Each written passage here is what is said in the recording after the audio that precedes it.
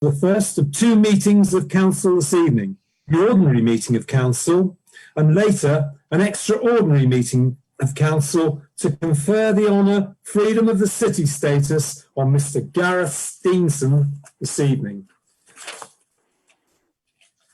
Before we formally commence, can I please remind all members of the following. Please remain focused on the topic being discussed. Please try to avoid repeating points which have already been made. Please avoid interrupting other councillors and respect the position of the Chair, the Lord Mayor. Please indicate by a show of hands or using the Zoom, the blue hand function, if you wish to speak on a matter, and I will then call you as appropriate. Please can I emphasise the importance of keeping your microphone on mute when you're not speaking.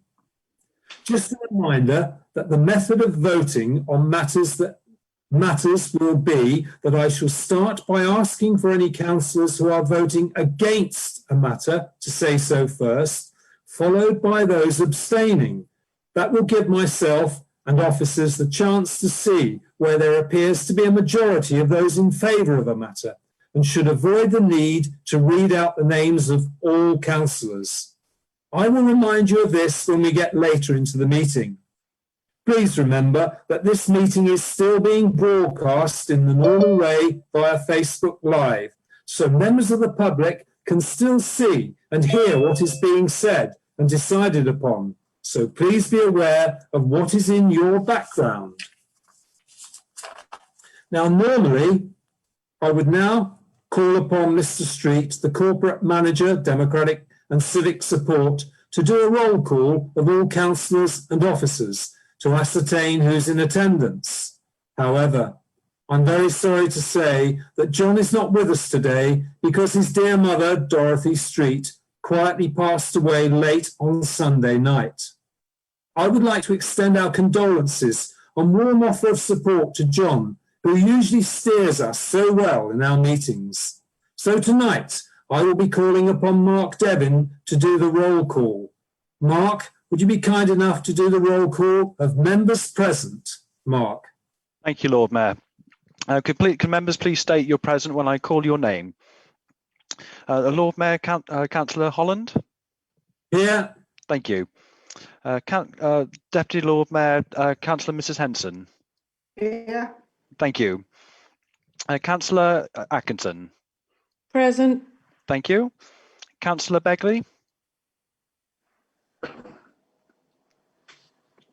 You there, Councillor Begley?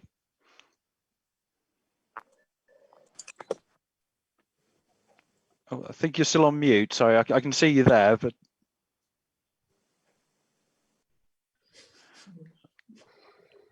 I am here. oh, thank you. Councillor Bialik? Present. Thank you. Councillor Branston? Present. Thank you. Councillor Buswell? Present. Thank you. Councillor Fole? Present. Thank you. Councillor Foggin? Present. Thank you. Councillor Gassane? Present. Thank you. Councillor Hannaford? Can't see Councillor Hannaford. He may not have arrived yet, Lord Mayor. Councillor Harvey? Present. Thank you. Councillor Henson, David Henson? Present. Thank you. Councillor Lamb?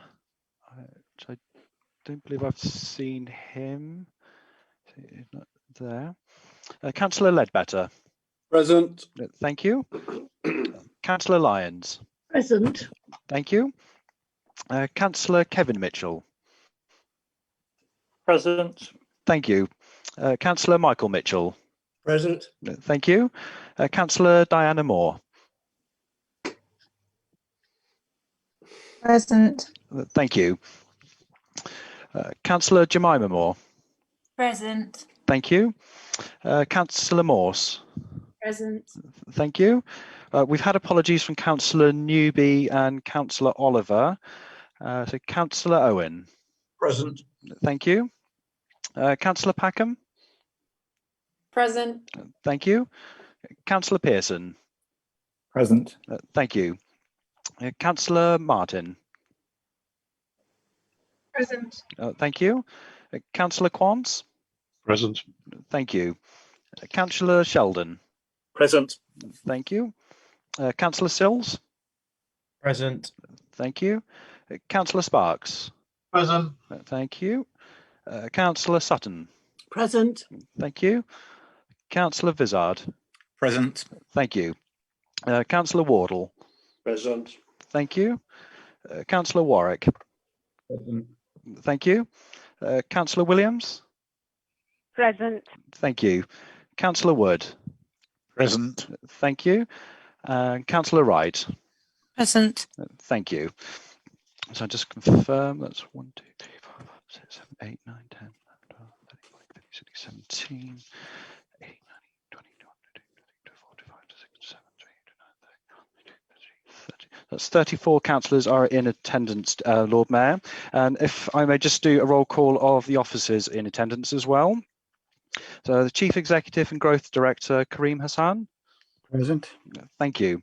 The Director of Corporate Services, Barn Al-Kafaji. Present. Thank you. And Director of Finance, David Hodgson. Present. Thank you.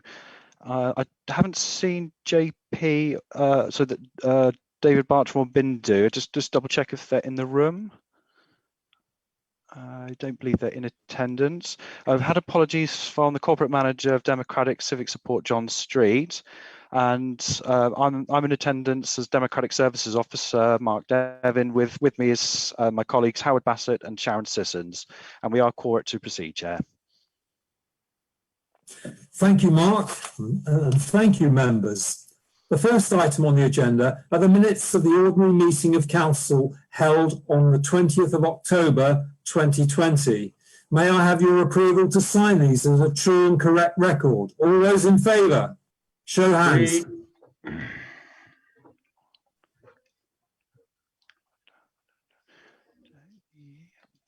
That looks like a majority are in favour to approve the minutes, Lord Mayor.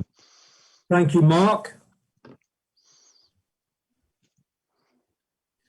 The next one is the extraordinary meeting of Council held on the same day.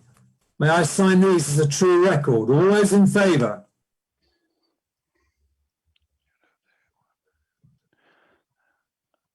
That's a majority hand raised in favour. Those minutes have been approved, Lord Mayor. Thank you. Item 2 on the agenda would have surrounded Rachel Lyons. I wish you well, Rachel, and thank you for attending this evening. And as she's attended this meeting, from the chair, I will lapse agenda item 2 because Rachel now meets the criteria to be a fully blown member of our council. So we miss item 2 on the agenda. Thank you, Lord Mayor. I wish you well. Very pleased to see you. Right, the next one is official communications. This year, the commemorations for the armistice, which is such an important time in our history, has been all the more poignant with the separations and challenges we've experienced with COVID. A virtual remembrance service took place on the 8th of November at Exeter Cathedral, followed by the laying of wreaths as part of the City and County Council's commemorations and supported by the Battalion of the 6th Rifles. The second item I'd like to mention, and it involves the leader, Councillor Bialik, and myself. We took part in a unique virtual civic reception for the Exeter Chiefs on 12th of November, which was held to recognise their outstanding achievements in the 2019-2020 rugby season, being crowned the Heineken European champions and the Gallagher Premier Rugby champions, therefore achieving a much coveted double.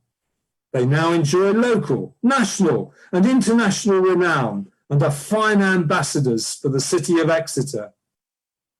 On the 15th of November, the Polish flag was raised above the Guildhall, an event marked every year. But this was the 80th anniversary commemoration of the 307 Polish Squadron. and their service to the city during the Second World War. I also have some sad news that one of those pilots, Walter Swirsky, a former pilot, has died at his home in Canada. He was a member of the Polish Air Force and one of the last remaining survivors, veterans of that squadron. As part of the preparations for Christmas, the city has been holding a virtual Christmas market to showcase online shops of Exeter, retailers, and many independent shops. A video with a Christmas message has been posted on the City Council website today, with myself, the leader, and the Dean of Exeter all taking part. I have one other item that I'd like to mention from the chair today. We have a fantastic working relationship with the armed forces in the city of Exeter. We are but a garrison town. And only yesterday, I had a Zoom meeting. I met with Brigadier Jock Fraser, who is one of the highest ranking officers in the Royal Navy with a responsibility for the Royal Marines. His particular wing have just won the Surface Flotilla Excellence Awards. And I took the liberty of writing on behalf of you all, on behalf of the city of Exeter. And I'd like to read you because I think it resonates this year particularly. On behalf of the city of Exeter, I'd like to take this opportunity of congratulating the Royal Navy and in particular the members of HMS Defender for their multiple successes in the Surface Flotilla Excellence Awards. Having read the criteria for the awards certainly opened my eyes to the exceptional level of requirements of the Royal Navy. During my mayoralty year, I've had the privilege of meeting so many of your colleagues and have seen at first hand the remarkable contribution that the men and women of the Royal Navy have made when on active service and in pursuit of lasting peace across the world. These achievements have crowned a year which has been frustrated by COVID-19. In the most challenging circumstances, likely since World War II, you have kept the show on the road, both in humanitarian aid and adding so much to the defence and security of the realm. Over recent months, I've seen time and again the determination, courage and optimism that our armed service have displayed, leading by example. As a leading light amongst our armed forces, it is clear that the Royal Navy has an exceptional reservoir of talent, whose officers and ratings are clearly so proud to pull on their uniform. HMS Defender has certainly become a centre of excellence for the Royal Navy, locally, nationally and internationally. Their professionalism is second to none. They're great role models, and I know that other countries will, as we speak, benchmark against the exceptional achievements of the Royal Navy. You are advocates for all that is good in our city, from the combined cadet forces in our high schools to your broader support in our local communities. Young, impressionable students need and deserve the best start in life, and it's through the CCF that you are helping them to fulfil their potential. Your awards are richly deserved, and I'm hugely proud of the relationship that we continue to enjoy with our service personnel, who have such an enduring relationship with the city of Exeter. Once again, well done. That now brings us to the next item on the agenda, at item 4, which is the opportunity to submit a public question. And I can confirm this evening that we have received no public questions. The next item on the agenda are the minutes of the various committees of the Council that have been held over the last few months since we last met in October. Can I please remind all members that the relevant chair will present the minutes of their meeting en bloc and then ask members if they have any questions to raise. If not, I will move on to the next chair to do the same. However, when it comes to the minutes of the executive, the leader will present his minutes one by one, drawing particular attention to each and every recommendation so that members and the public are aware that decisions need to be taken. An individual vote will then be taken on each recommendation. I would say at this stage we have 17 recommendations this evening, one in the licensing area, the other 16 falling out of the executive committee. But we will start, and I will start with the planning committee meeting at agenda item 5, held on the 12th of October 2020. And can I please call upon Councillor Williams as the deputy chair of the planning committee and chair for that meeting to introduce those minutes starting on page 21. Councillor Williams. Thank you, Lord Mayor. I present the minutes of the Planning Committee meeting of the 12th of October 2020. These cover pages 21 to 52. Are there any questions? I will at this stage ask for Mark, who's facilitating us here, to spot for people who are showing the blue hand or they put a hand up to speak. Mark, are there any questions? I'm just looking, Lord Mayor. I can't. There's no blue hands. I can't see any physical hand raises. So, oh, no, no. Sorry, I thought Councillor Harvey had his hand up. Sorry. No, there's no other hands up, Lord Mayor. Okay. Did you say Councillor Harvey had his hand up? I think he was just adjusting his screen. Okay. So no questions, Lord Mayor. Thank you. I therefore move the minutes, Lord Mayor. Thank you, Councillor Williams. The next item on the agenda is number 6. Minutes of the planning committee held on the 20th. Oh, we've been through these. No, we haven't. Sorry. Are the minutes of the planning committee held on the 26th of October? And I call upon Councillor Morse as chair of the planning committee to introduce the minutes, starting on page 53. Councillor Morse. Thank you, Lord Mayor. I wish to move the minutes of the planning committee of the 26th of October 2020. Do any members have any questions?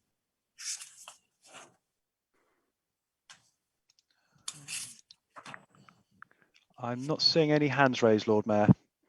Thank you, Mark. Councillor Morse. I beg to move, Lord Mayor. Thank you.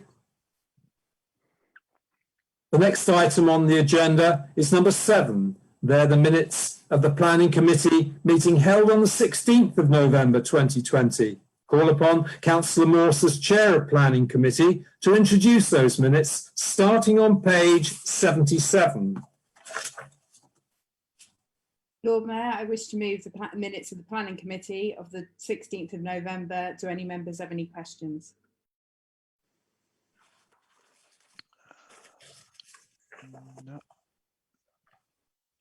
No hands are raised, Lord Mayor, that I can see. Thank you. Councillor Morse. Beg to move, Lord Mayor. The next item on the agenda is agenda item number 8. And these are the minutes of the licensing committee meeting held on the 27th of October 2020. And I call upon Councillor Owen as chair of the licensing committee to introduce the minutes, starting on page 107. Councillor Owen. Yeah, thank you, Lord Mayor. I think, Mark, you got a bit premature. You showing up the something from the following meeting. Thank you. Yeah. I'm presenting the minutes of the meeting of the licensing committee held on the 27th of October 2020, starting on page 107. Do members have any questions on these particular minutes, please?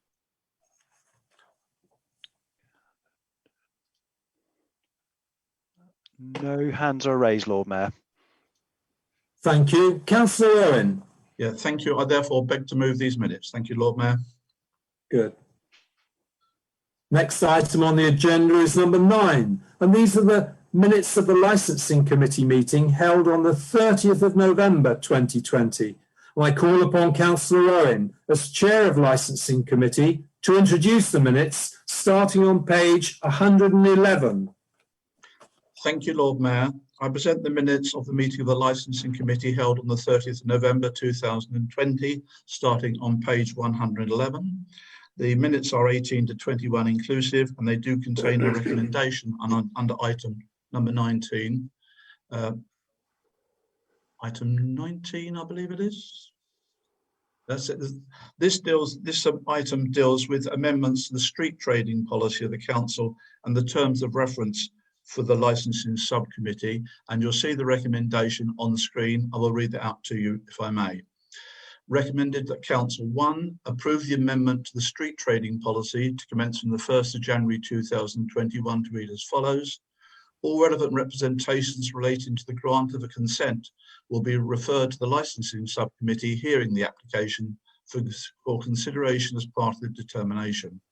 And 2, support the proposed amendment to the council's constitution terms of reference for the licensing subcommittee to determine whether to grant or refuse a street trading consent.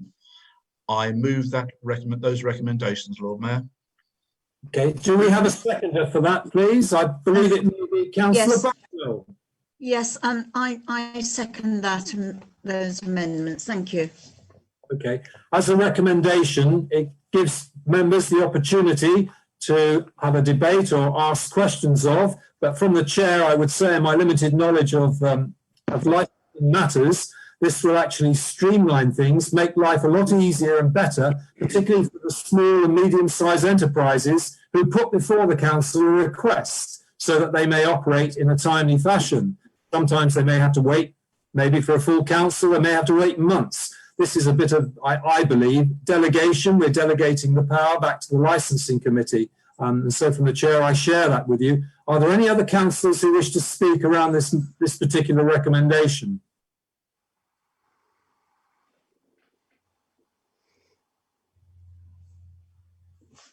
I can't see any hands raised, Lord Mayor. Doesn't look like there's any questions. Okay, so I'm now going to move to the vote, if that's all right with Councillor Owen, the chairman. Can we move to the vote? Is Lord Mayor, and thank you for doing my job for me, stating the case for that amendment. I apologise if I jumped in there, trod on any toes, but hey ho. What I would ask, are there any objections to this recommendation? Please show now. That's no objections, no one voting against, Lord Mayor. Are there any abstentions?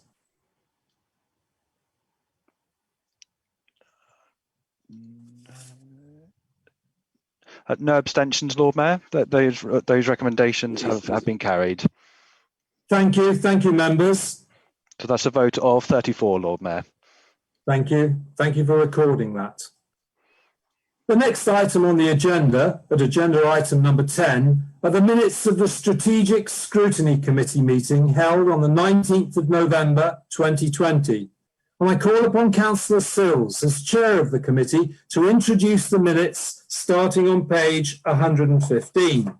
Councillor Sills. Thank you, Lord Mayor. I'd like to present the minutes of the Strategic Scrutiny Committee held on the 19th of November 2020, and you can find this on agenda pages 115 to 124. Are there any questions?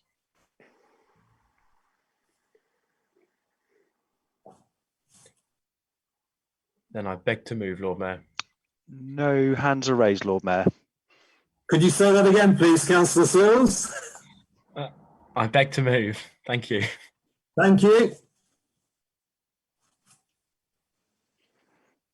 The next item on the agenda is number 11, and they are the minutes of the Customer Focus Scrutiny Committee held on the 3rd of December 2020.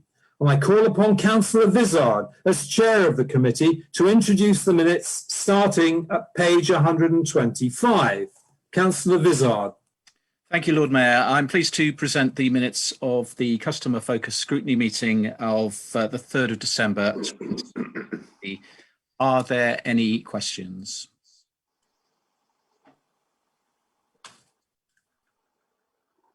We can't see any hands raised, Lord Mayor. Thank you. Councillor Vizard. I beg to move, Lord Mayor.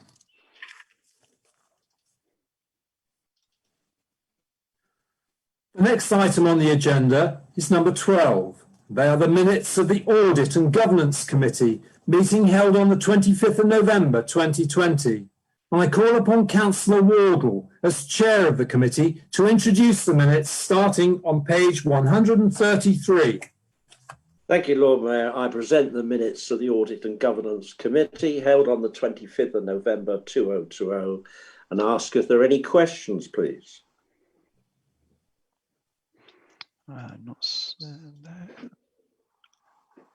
No hands are raised, Lord Mayor. Councillor, I therefore move the minutes, Lord Mayor. Thank you. Thank you. We'll now be moving on to the Leader of the Council, Councillor Bialik, and Chair of the Executive, to introduce the minutes of the two executive meetings. The first being held on the 3rd of November at agenda item number 13, starting at page 141. Councillor Bialik. Thank you, Lord Mayor. Minute 107, 108, 109, 111, 112, 113, and there's a recommendation on 113, Lord Mayor, which is to adopt the Exeter COVID recovery plan. I would like to move, Lord Mayor. Councillor Sutton, are you going to second that? Yes, Lord Mayor, I'll second that. Okay. At this stage, members will have the opportunity to discuss and debate this recommendation, and I'll ask Mark to please order you in the order you wish to speak if you wish to say something. Lord Mayor, in moving the recommendation, I'll reserve my remarks until the end, if that's okay, Lord Mayor. Apologies, Councillor Bialik, I would have done that at the very end, but yeah, you will reserve that right. Are there any questions then, any debate that you would like to have around this particular recommendation? Not seeing any hands raised, Lord Mayor. In that case, Lord Mayor, I'd like to move the recommendation. Right. Could I have any people voting against this recommendation to show their hands now, please?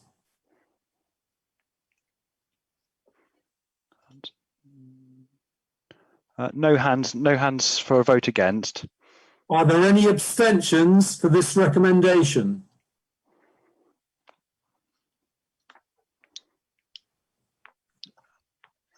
No hands are raised, Lord Mayor. So that looks like that's been approved by 34 councillors. Those recommendations have been carried. Thank you, Mark. We'll go back to Councillor Bialik, please.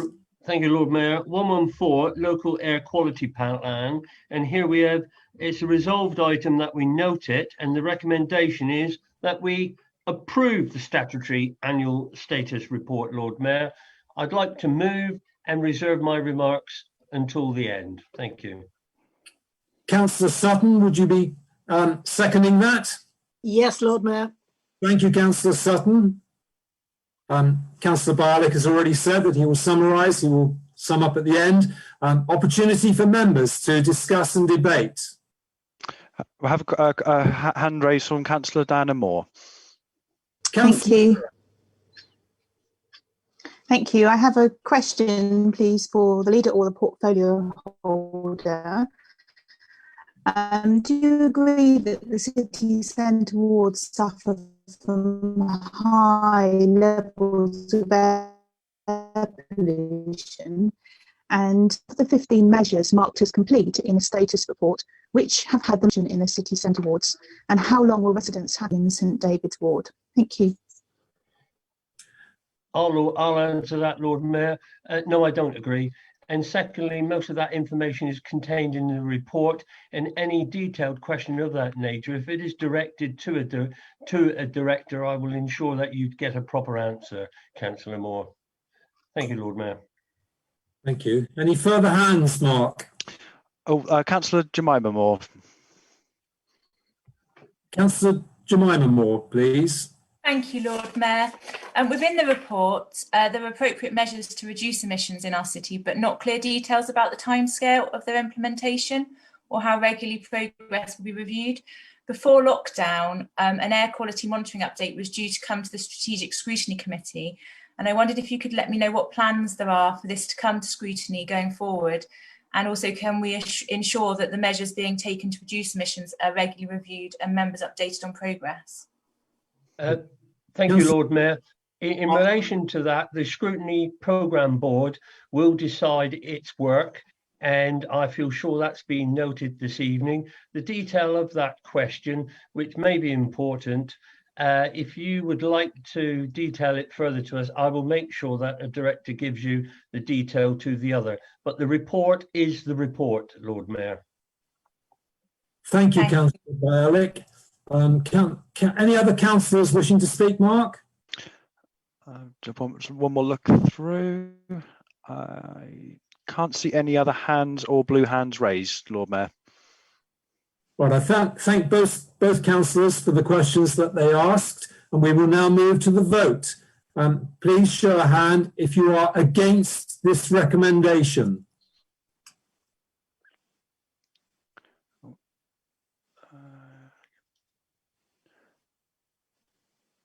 No hands are raised, Lord Mayor. Are there any abstentions?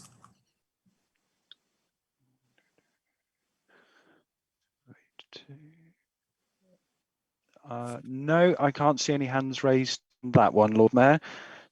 So that is a majority in favour, and those recommendations have been carried. Thank you. Now return to the agenda. I call upon Councillor Bialik as Chair of the Executive to introduce the minutes of the Executive meeting at agenda item 14, held on the 1st of December, starting on page 147. Councillor Bialik. Thank you, Lord Mayor. But before I do, I think I need to finish off the agenda of the last meeting on item 115, the review of policy for dealing with unacceptable customer behaviour. There's a resolved matter on the revised policy and a recommendation that we approve that policy. I would like to move the recommendation and reserve my remarks for the end of any discussion. Thank you, Lord Mayor. First of all, my apologies, Councillor Bialik. It followed on very quickly from 114. Councillor Sutton, will you be seconding that, please? Yes, Lord Mayor. Okay. Opportunity for members to discuss and debate. Please show your hands now if you wish to speak on this particular recommendation.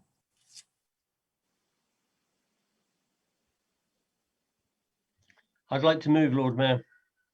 No hands are raised, Lord Mayor. Okay.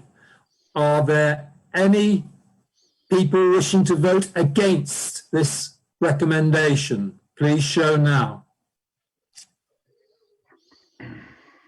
Are there any abstentions? That's no hands are raised for against or abstention, Lord Mayor. So that those recommendations have been carried, carried by 34 members. Okay. Please all accept my apologies for missing that one out, and I will go back to the agenda and call upon Councillor Bialik as Chair of the Executive to introduce the minutes of the Executive meeting at agenda item 14, held on the 1st of December, starting on page 147. Councillor Bialik. Minute 116, 117, 118, 119, 120. 121, members' allowances, 2021, 2022, Lord Mayor. There is 8 recommendations to this, Lord Mayor, and I'd like to move the recommendations. Councillor Sutton, may I ask if you'll be seconding this recommendation? Yes, Lord Mayor, seconding. Thank you, Councillor Sutton.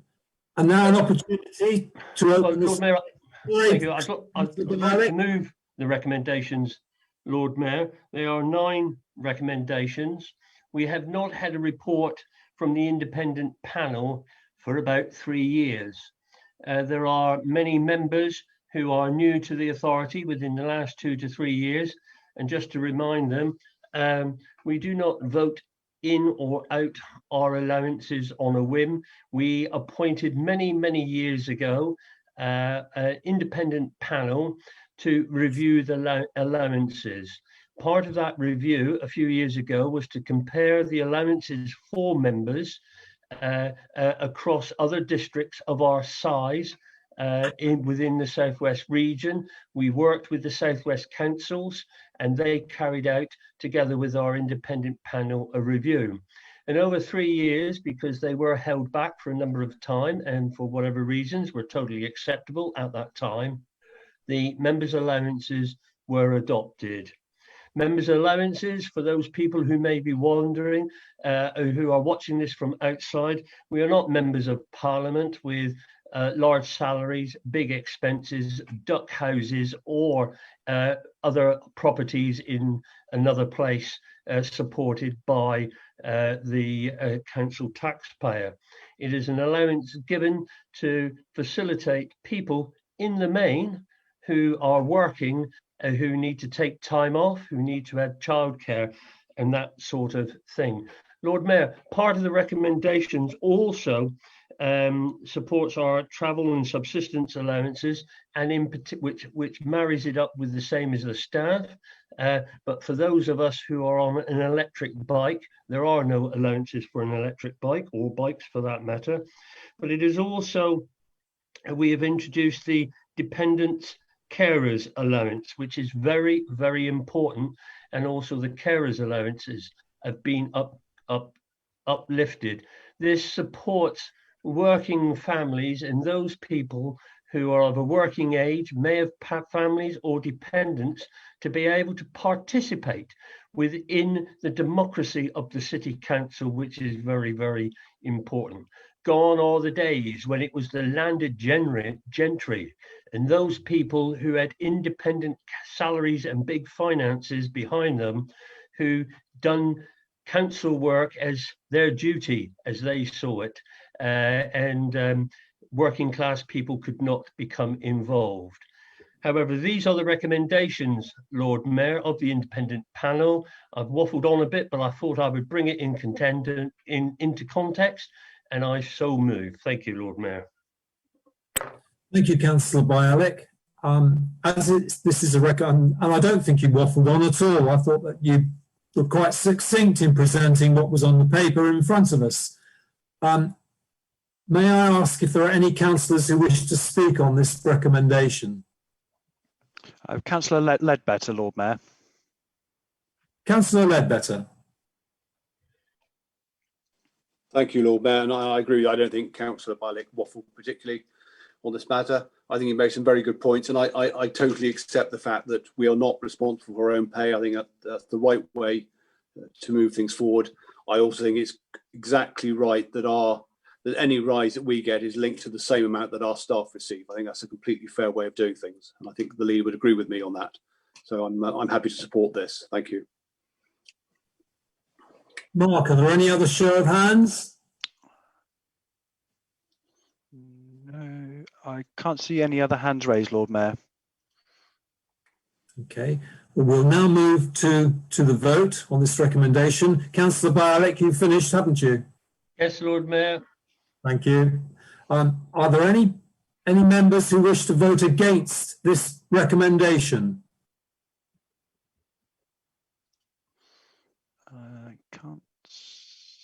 No hands are raised, Lord Mayor. Thank you. Are there any abstentions?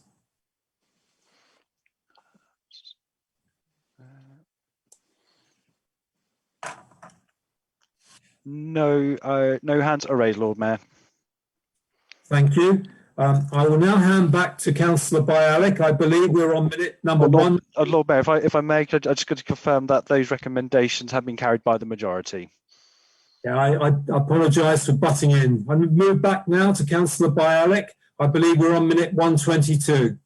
Thank you, Lord Mayor. The freedom of the city, Lord Mayor, and here we have two recommendations. I would say that this is a matter of an extraordinary meeting to be held shortly after this meeting, Lord Mayor, and any remarks that I would have about Gareth, I will, but I hope the council adopts these two recommendations. Thank you, Lord Mayor. Councillor Sutton, may I ask you if you're going to support this recommendation? Second. I'm going to second it, Lord Mayor. Delighted to be seconding this. Thank you. Given that this is an agenda item in our extraordinary meeting, I wish to leave this until then to discuss if anybody has anything positive they would like to say. And so I will ask for a vote now. And is there anybody in the room who is against this recommendation? Are there any abstentions? No hands are raised on either, Lord Mayor. Would you like to say what happened then, Mark? That's the majority are in favour for those recommendations. They'll be carried for the extraordinary meeting. Okay. We'll now return to minute number 123. Councillor Bialik. Thank you. Overview of General Fund Review Budget 2021, Quarter 2, and there is 4 recommendations in this, and I'd like to move it, Lord Mayor, and I reserve my right to speak at the end. Thank you. Thank you, Councillor Bialik. Councillor Sutton. Seconding, Lord Mayor. Thank you. Councillor Bialik will reserve the right to speak at the end. I would like to offer this to members.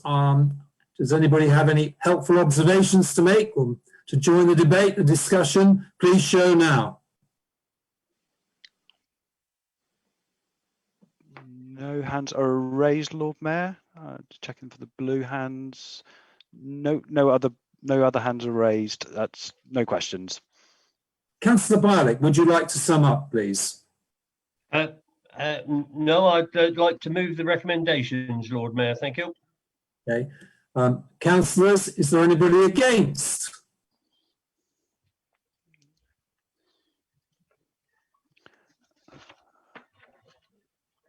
No votes against, Lord Mayor.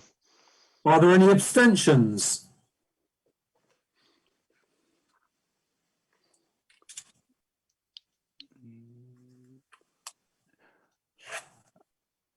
No hands are raised, Lord Mayor. The recommendations have been carried by the majority. Councillor Bialik, back to you on minute number 124. Thank you. The 2021 General Fund Capital Monitoring Statements for the second quarter, and there's 1 recommendation that I would like to move, Lord Mayor, and reserve my right to speak at the end. Thank you. Councillor Sutton. Seconded, Lord Mayor. Thank you. Opportunity to open this up for debate. Councillors, would there be anyone likely to speak now? Please show your hand. Councillor Williams. Councillor Williams, please. Sorry, I didn't. That must have been accidentally hitting the keyboard. I'll lower the hand, Councillor Williams. Thank you. Thank you for that. Are there any other hands, Mark? No other hands are raised. No, I can't see any other hands raised, Lord Mayor. Back to Councillor Bialik. I'd like to move, Lord Mayor. Are there any councillors against this recommendation? Please show now. Are there any abstentions? Lord Mayor, if I may, Councillor Hannaford's just arrived just before the start of this item, but just to say, if he wishes to vote, if he could do *6 on his phone just to unmute it, so he can state if he's voting in favour, or sorry, if he's abstaining or voting against. That's good advice then, and I assume that Councillor Hannaford heard you say that, did he? Yes, I did, Lord Mayor. Thank you, Councillor Hannaford. There's no hands raised for against, and could I just have a show of hands for abstention, please?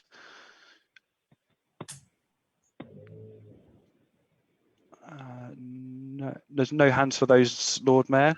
So those recommendations have been carried by the majority. Thank you. Councillor Bialik, back to yourself. Minute 121, Lord Mayor. 2021 HRA Budget Monitoring Report for the second quarter, and there are 2 recommendations that I would like to move and reserve the right to speak at the end. Thank you. Councillor Sutton. Seconded, Lord Mayor. Thank you. Now is the opportunity for members to pass comment, debate, discuss. Are there any people wishing to talk now? Mark. Just looking through. I can't see any hands raised. No, there's no hands raised. Councillor Hannaford would. Oh, we can't keep. Sorry. And no one wishes to speak, Lord Mayor. Thank you. Councillor Bialik. Thank you, Lord Mayor. Item 126, Treasury Management 2021 half-year update. And there is one recommendation that I formally move at this stage and reserve the right to speak, Lord Mayor. Councillor Sutton. Seconded, Lord Mayor. Thank you. Open this up for debate. Are there any councillors wishing to say anything about this recommendation now? Please show. No hands are raised, Lord Mayor. Councillor Bialik. I'd like to move, Lord Mayor. Thank you. Are there any councillors who wish to vote against this recommendation? Please show now.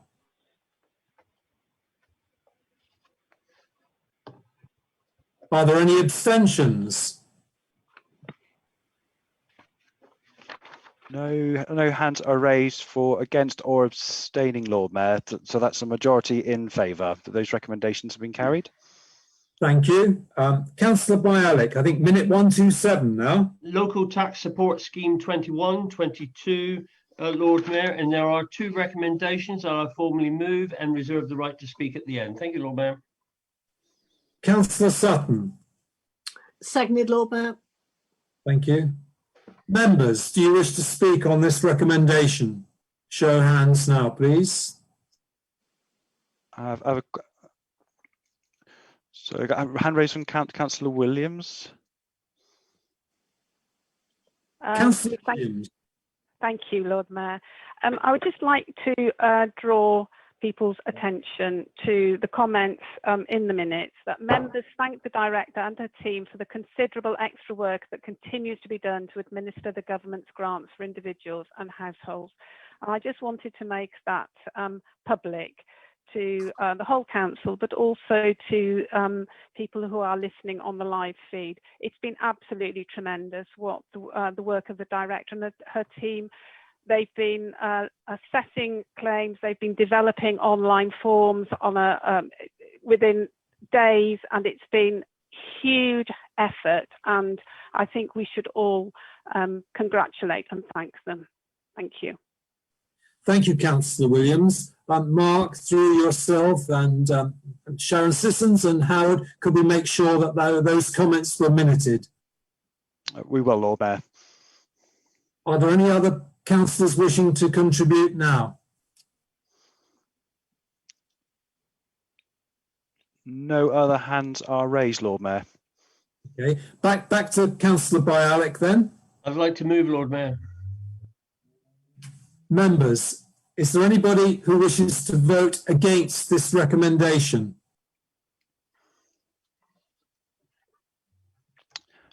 No hands are raised, Lord Mayor. Would anybody wish to abstain on this recommendation?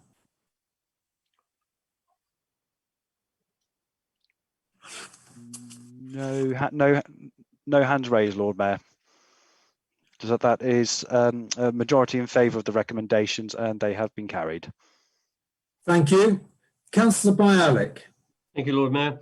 Minute 128, the future strategic planning with East Devon, Mid Devon and Teignbridge District Councils and Devon County Council, Lord Mayor. There are three recommendations, and in moving them, I would like to speak to them in a moment, Lord Mayor. Thank you. Councillor Sutton. Seconded, Lord Mayor. Okay. Councillor Bialik, would you like to speak before or after we open? Lord Mayor, I'd like to move the three recommendations, and in removing this, it is an important item, and I feel sure Councillor Morse now is dealing with this with me, of which something that Councillor Fowle had to endure for some time in relation to the preparing of the strategic plan. It is unfortunate and with some bitter disappointment that we passed the guest plan in basically July, in which we were going to consult with members of the public on a number of sites which had come forward by landowners. Not that all sites would have came forward. We wanted to consult. Unfortunately, our friends in Mid Devon and East Devon in particular did not want to do that. They did not approve the guests. We can't go it alone. And so we have basically got to pull out as well because of the others. That doesn't mean somehow that development will not take place, because it will, Lord Mayor. It needs to. The Exeter, livable Exeter proposals will still come forward with 12,000 homes that we need to build in Exeter for people in Exeter to live in a new way is what we've got to do. Many of those on 9 sites we've identified, and we will be bringing them forward, hopefully, for consultation. The planning office has already gone out for call for sites within Exeter to say that basically is saying to landowners, please put your sites forward if you want to. I must emphasize it does not mean necessarily that those sites will be developed on. We as a strategic planning authority need to understand what is available and what is not available, because we are in the process of preparing our local plan in which we need to bring forward in order that we can identify what areas that we have to have housing, industrial, parks, and all the other things that we need to do. Part of the recommendation also talks, Lord Mayor, about working in a non-statutory way with our 3 other authorities. We're happy to do that, and many of us have asked the other authorities, what does that look like? Housing is so important, and of course it does link into the white paper, which is currently being consulted upon, and of which there's been some contention in some other authorities about the number of homes that they will need to build. We have been lobbying that whatever we do in Exeter, we need the proper infrastructure, the proper finance to bring jobs. You just can't bring homes unless you bring the jobs with those homes, unless you bring the infrastructure for those homes, the schools, the doctor's surgeries, and as much as we don't like them, roads, hopefully for the future of electric cars. And bring a bag in instead of taking it out. Stop doing that. Bring a bag in. Well, yeah, there is. I'm just listening to Councillor Hannaford's domestic arrangements, which is more interesting than the guest proposals. So, Lord Mayor, I move those proposals for us all. We will work with our partners in other areas, but make nobody be concerned. We are going ahead with our planning for homes in Exeter. We need the homes, we need the infrastructure, and we need the parks, we need the green spaces, and that is what the local plan is going to bring about. Thank you, Lord Mayor.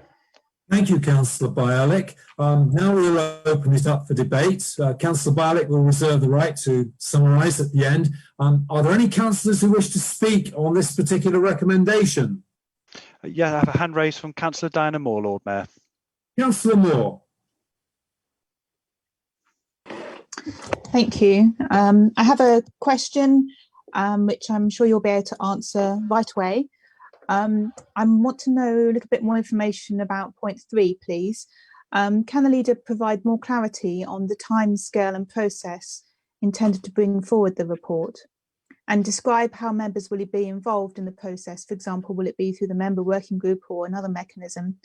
And will the scope include a review of the statement of community involvement? Thank you.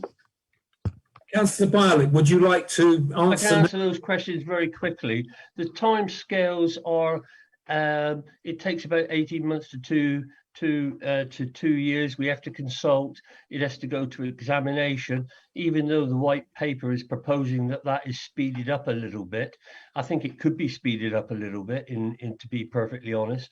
We need to make sure we got the views of all the people. We will obviously want to review that community statement, what Councillor Moore has made. I've seen it, I've read it, and it needs to be brought up to date with the expectation of how we see the city going forward. I fully intend to ensure that members of this authority are fully involved in anything.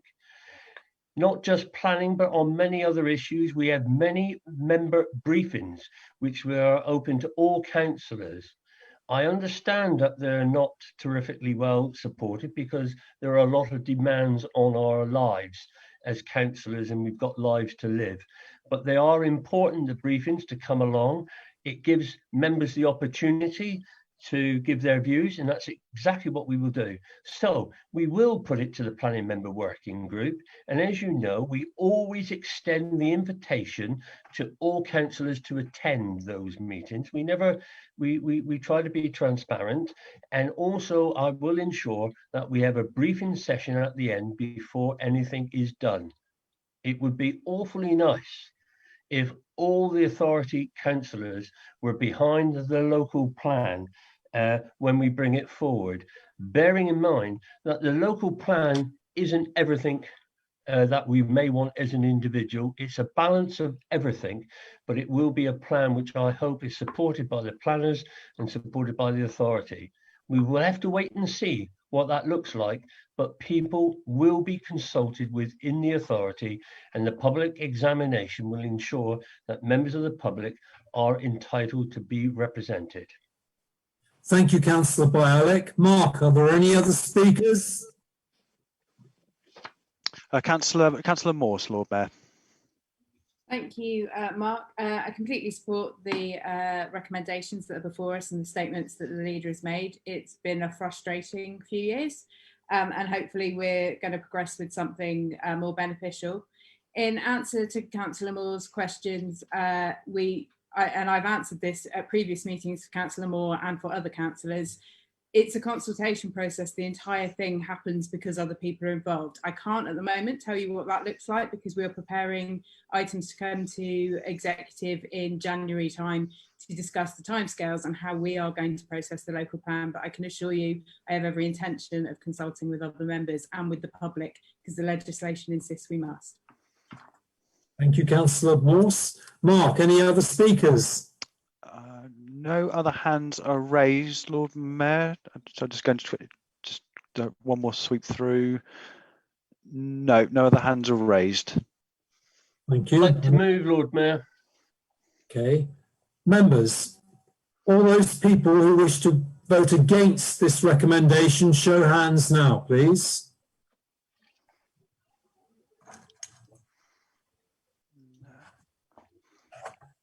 No hands are raised, Lord Mayor. All those who are abstaining, show now, please.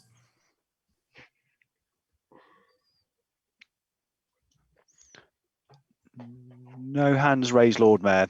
That's a majority are in favour, and those recommendations have been carried. Thank you. Councillor Bialik, minute 129. Environmental health and community safety enforcement policy, Lord Mayor, and here there is one recommendation that we adopt the revised enforcement policy, and I will reserve my remarks at the end of the discussion. Thank you, Lord Mayor. Councillor Sutton. Seconded, Lord Mayor. Thank you. We now wish to open the debate. Would anybody like to comment on this recommendation? Please show your hands now.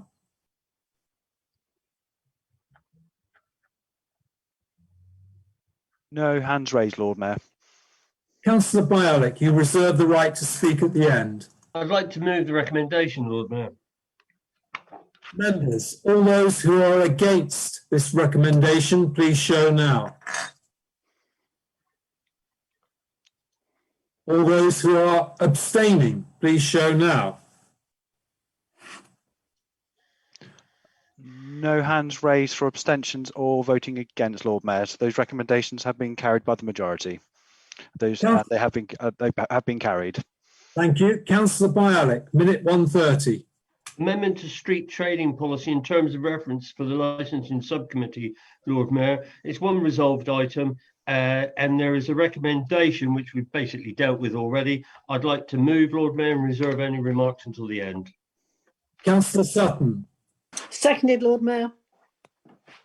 Part of our protocol will be that we have the opportunity to discuss this again, although we did discuss it briefly in the licensing when Councillor Owen presented it. Members, do you have any observations to make at this time? No hands are raised, Lord Mayor. Go back to the leader, to Councillor Bialik. Did you wish to... I shall move, Lord Mayor. Members, all those who are against this recommendation, please show your hands now.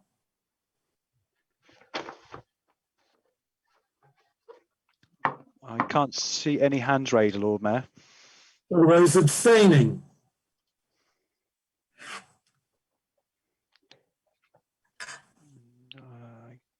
No hands are raised, Lord Mayor. So those recommendations have been carried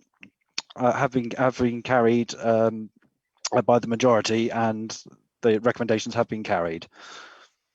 Councillor Bialik, minute 131. Draft resource and waste management strategy for Devon and Torbay, Lord Mayor, and there is one recommendation to approve the draft resource for public consultation. I so move, Lord Mayor, and reserve my right to speak at the end. Thank you. Councillor Sutton. Seconded, Lord Mayor. Thank you. We'll open this up for discussion or questions. Are there any members who wish to speak? I have a question from Councillor Diana Moore, Lord Mayor. Councillor Moore. Thank you. I think it's a welcome opportunity to update this strategy and particularly welcome some new initiatives such as the promotion of the circular economy. However, I'd be interested to know what representations the portfolio holder has made to Devon County Council on the lack of ambition for the targets in this document. So, for example, in the report to the executive, a target is set to reduce waste to 614 kilograms per head per year by 2030.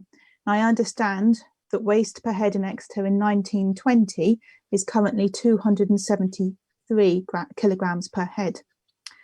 So, can the portfolio holder clarify that as 416 kilograms as a Devon target is only 24 kilograms less than that is produced in 2019?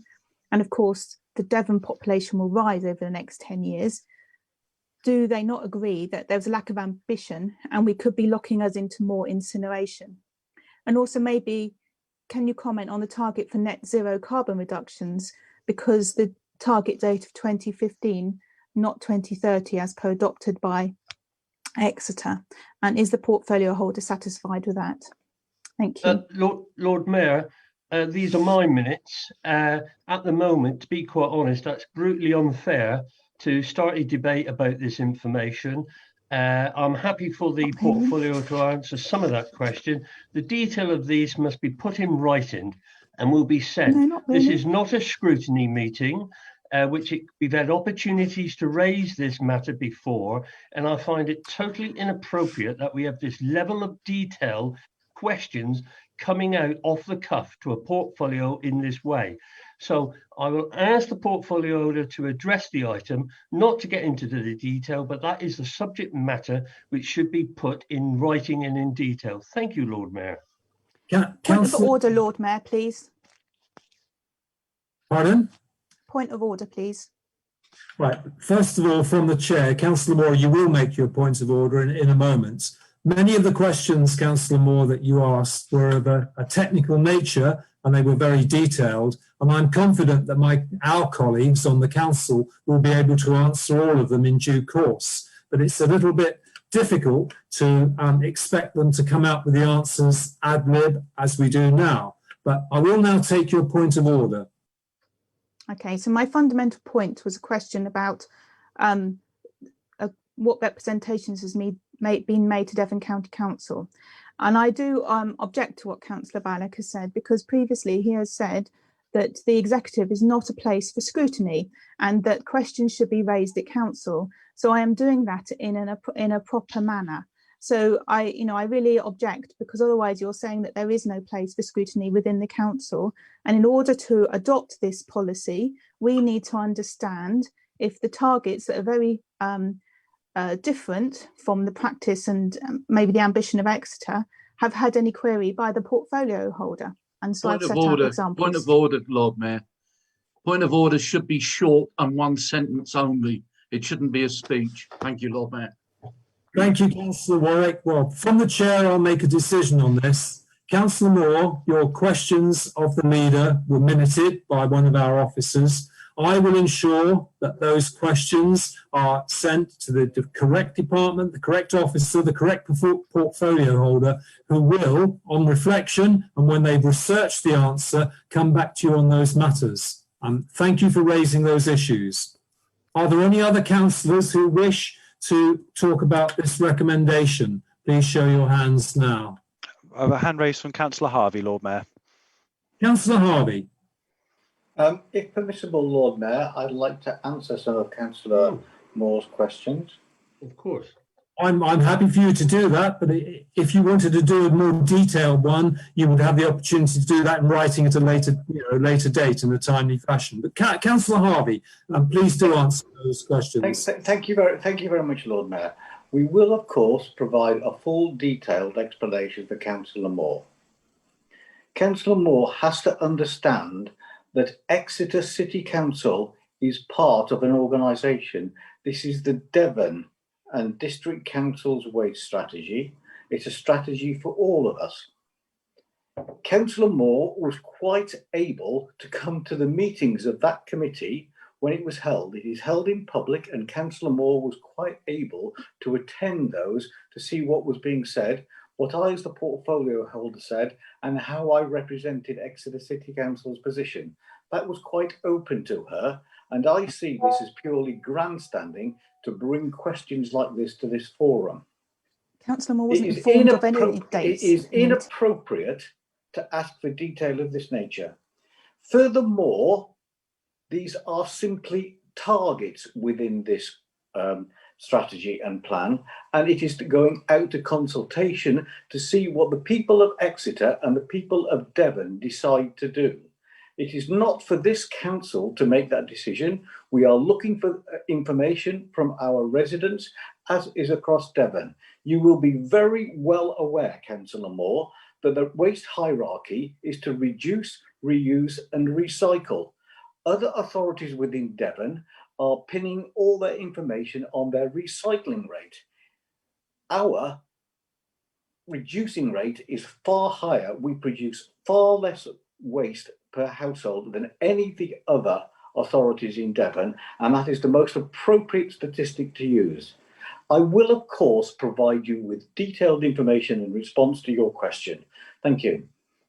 Thank you, Councillor Harvey. Are there any other members who wish to speak on this recommendation? I can't see any other hands raised, Lord Mayor. I'll just have a quick one more sweep through.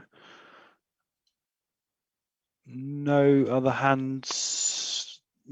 No other hands have been raised, Lord Mayor. Thank you, Mark. Councillor Bialik, would you like to move, Lord Mayor? Right. We've now moved to the vote. All those councillors who wish to vote against this recommendation, please show now.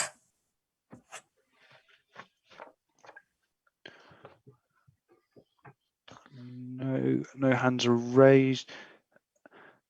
Oh, Councillor Hannaford, you're on mute. Could you, if you're voting against, could you just do star 6 if you're voting against or abstaining?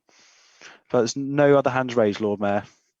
All those who are abstaining on this recommendation, please show now. I have one hand. That's one abstention, Lord Mayor. Thank you. And so that is a majority are in favour of the recommendations, and so sorry, it's a majority in favour to approve the recommendations which have been carried. Thank you, Mark. Councillor Bialik, minute 132. Review of safeguarding policy. Here again, Lord Mayor, there is a resolve to accept the revised policy, and that it's recommended that we review the revised safeguarding policy. I so move and reserve my right to speak at the end. Thank you, Lord Mayor. Councillor Sutton. Seconded, Lord Mayor. Thank you. Open this up for debate or discussion. Are there any members who wish to speak on this recommendation? Please show your hand now. Hand raised from Councillor Owen, Lord Mayor. Councillor Owen. Yeah, thank you, Lord Mayor. Members will have noted that in minute 132, reference is made to the training on safeguarding, a key element being the key element of this policy, particularly members of the licensing committee and staff. In late November, we had one of these safeguarding training sessions for licensing committee members and staff, very well attended by both members and staff. And what was interesting to note, particularly for me, was the independent trainer made reference and gave us 2 examples where members of the taxi trade in Exeter, as a result of the training put on for them by Exeter City Council, were able to tackle crime and safeguard members of the public who would otherwise have been vulnerable.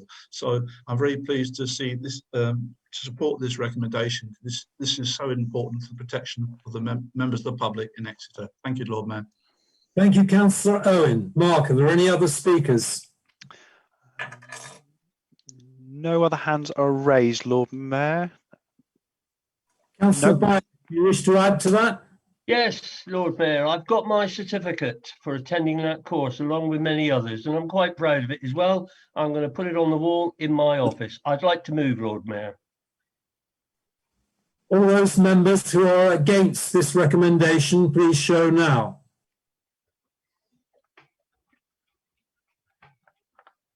No hands raised, Lord Mayor. Those who wish to abstain, show now.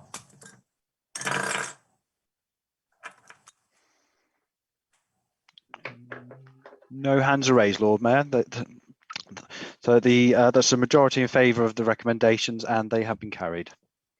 Thank you, Mark. Councillor Bialik, minute 133. Review of equality and diversity policy, Lord Mayor. It's resolved that we support the equality and diversity policy, and it's recommended that we approve that policy. I'd like to move, Lord Mayor, and reserve my right to speak at the end. Councillor Sutton. Seconded, Lord Mayor. An opportunity for members to discuss, debate this particular recommendation. If you wish to speak, please show your hands now.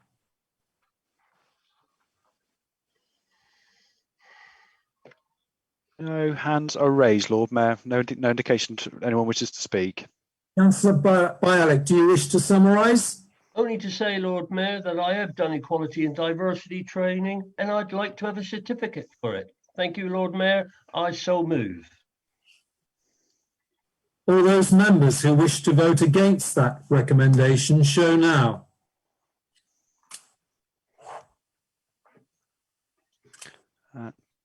No hands are raised, Lord Mayor.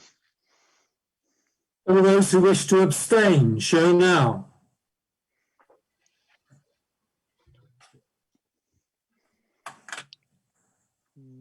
No, I can't see any hands raised, Lord Mayor. So that is a majority in favour to approve the recommendations, and they have been carried. Thank you, Mark.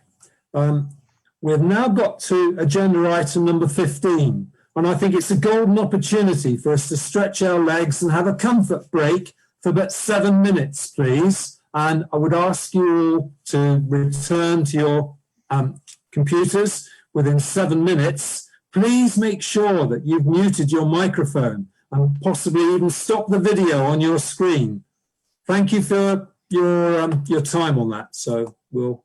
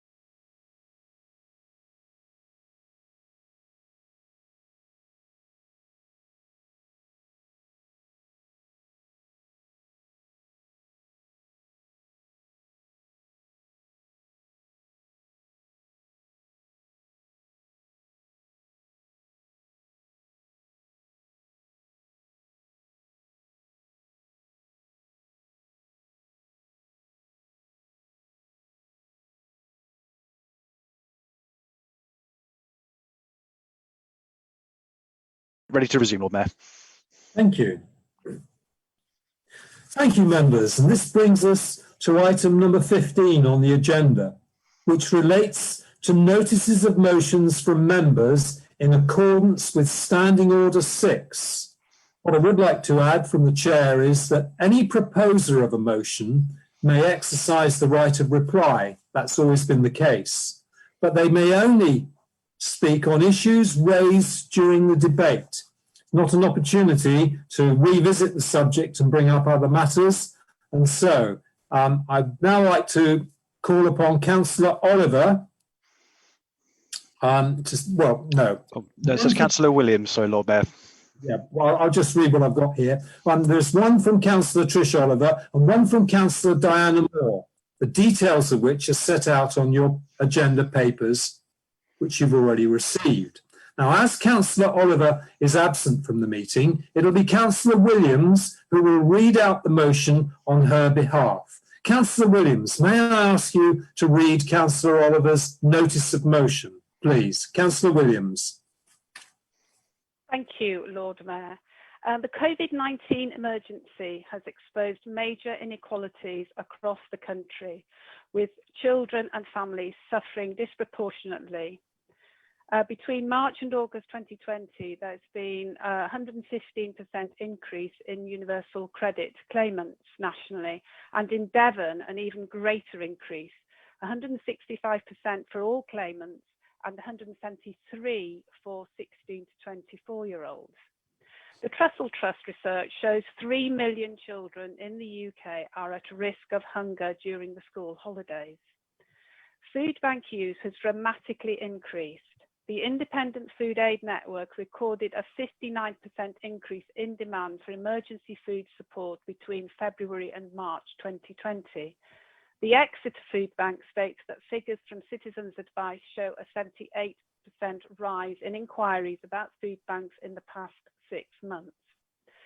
The UK government has committed, I think the wording's been taken off the screen. Yeah, thank you. The UK government has committed to UN Sustainable Development Goals, which have an international and domestic commitment to ending hunger by 2030.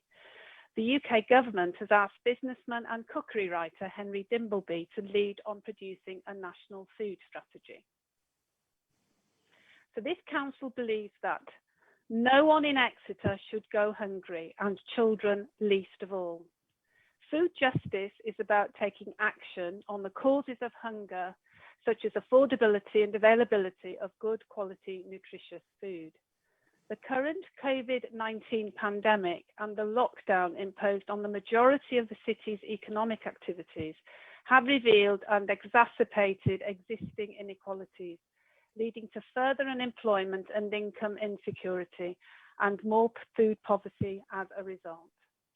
Exeter City Council, Devon County Council, schools, faith and voluntary groups have played a key role in supporting those suffering food poverty during the COVID-19 pandemic, and they're still doing that, and that should be recognised. And the motion is that this council resolves, 1, that the portfolio holder for communities and culture, supported by the member champion for equality and diversity, take responsibility to develop a citywide food action plan, set up a working group to research and map the extent of food poverty in the city. 2, to commit to setting up a food partnership with Devon County Council, city-based partners and stakeholders to develop and implement the Exeter Food Action Plan. 3, to campaign in association with Exeter MPs and government to legislate the existing commitment to the UN Sustainable Development Goals to end hunger by 2030, commit funding in the next spending review to increase access to nutritious food whilst waiting development of the National Food Strategy, support local food production and suppliers so that food supplies are sustained throughout the pandemic and as a result of exiting the EU to protect workers' jobs and to contribute to Exeter's commitment to net carbon zero 2030. And increase universal credits to help people suffering food poverty with an equivalent uplift to those on legacy benefits. Thank you. I do believe Councillor Gussain may be seconding this. Councillor Gussain. Yes, I would like to, thank you, Lord Mayor. I would like to second the motion. Okay. I would also like to reserve the right to speak till the end. Thank you. Okay. If I may.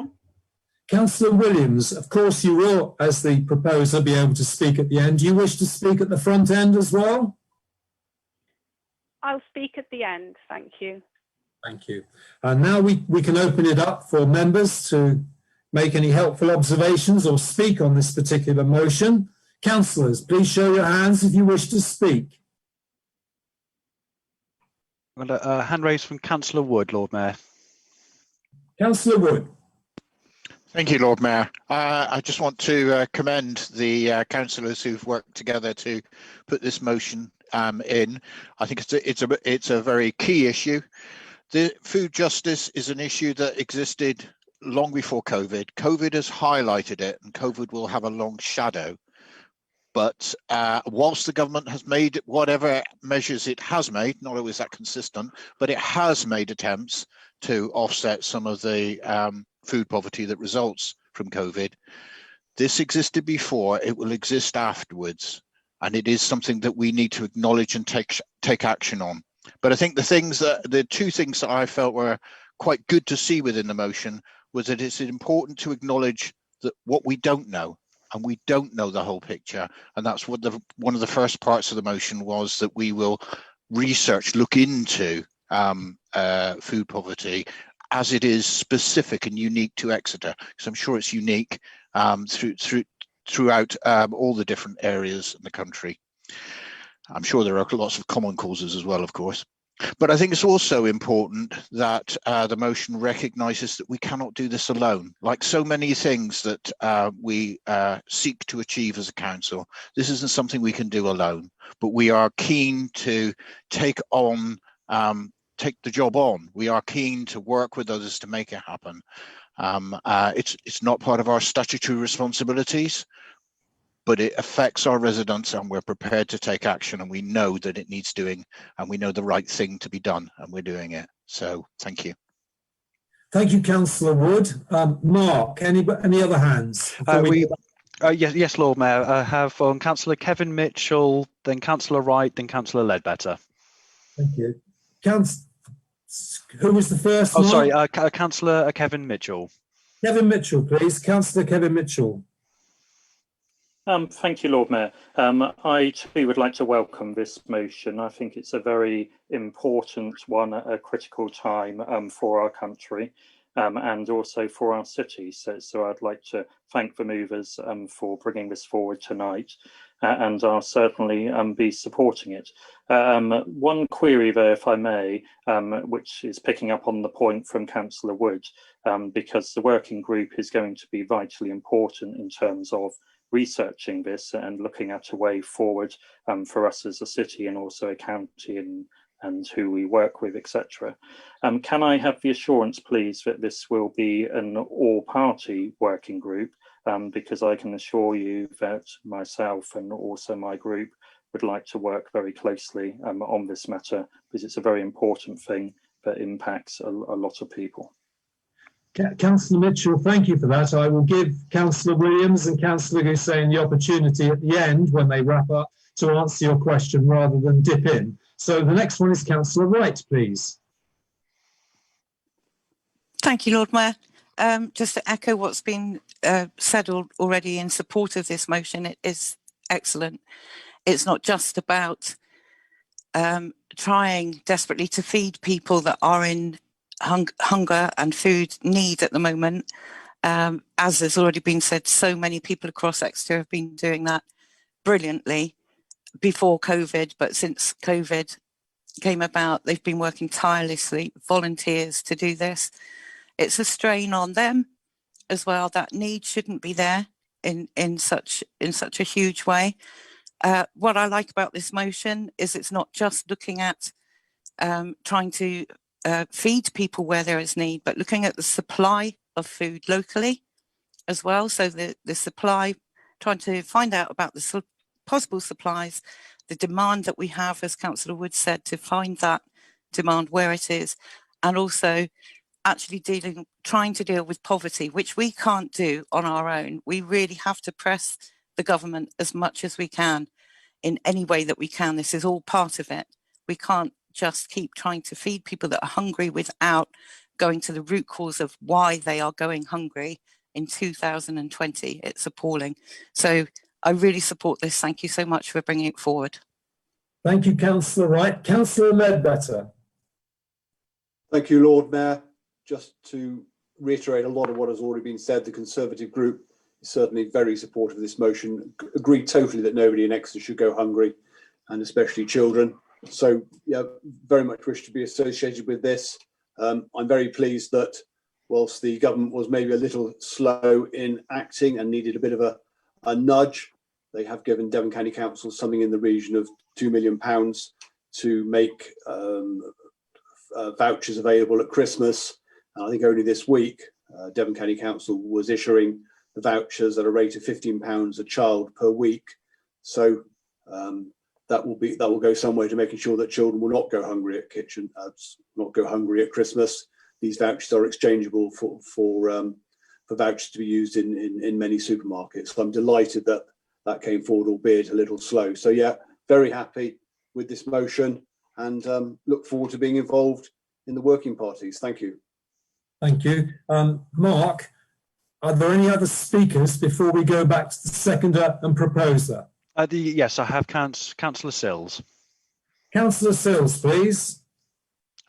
Thank you, Lord Mayor. Now, I'm conscious I don't want to just repeat other points that have been made, but I did want to come in and say that as a secondary school teacher in the city, we're all too aware that well, any child that comes into school hungry is one child too many. But before the pandemic, there were children that came to school hungry. And I think it's proven that that is probably one of the most negative things that can impact a child's education. So it's really important that children and, of course, everybody can eat. And, you know, I can see day to day in my job that the negative impact that hunger can cause to children's lives and to their education. So really supportive of this motion. And I think it's great that we've got cross-party support here this evening. So fully support the motion, and I'm glad that everybody else seems to be too. Thank you, Councillor Sills. Mark, I believe there's a message come up, but I can't read it. So Councillor Mrs Henson's also got her hand raised. Councillor Henson, please.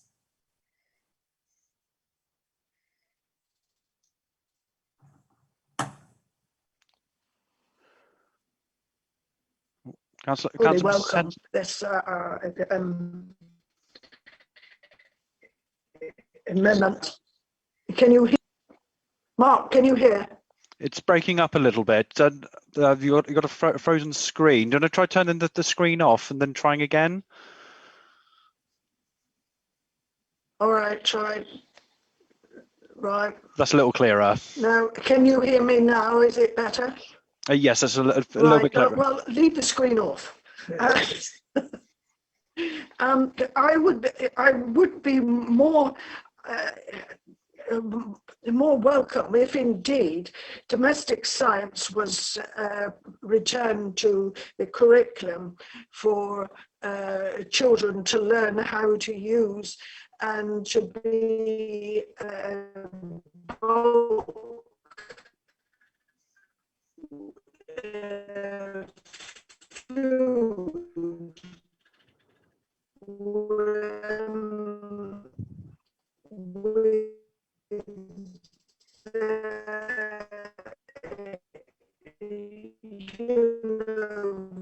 very little that we had to stretch food into people who live on their own help. And I think when around my area here, we make sure that if we know people are on their own, to ask if they are all right, or if we can help.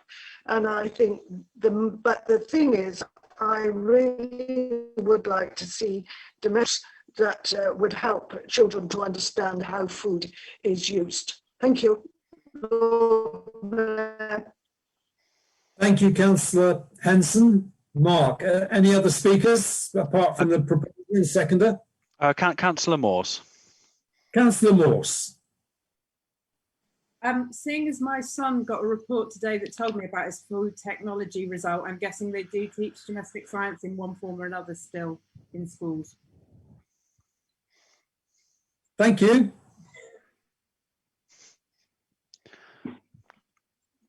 My computer's frozen.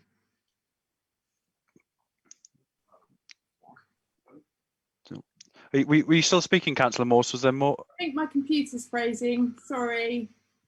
So we can still hear if you want to carry on. No, I understand that. I don't get anything to respond, so I can't switch anything off. I'll try and be quiet. You carry on with the meeting without me. Mark.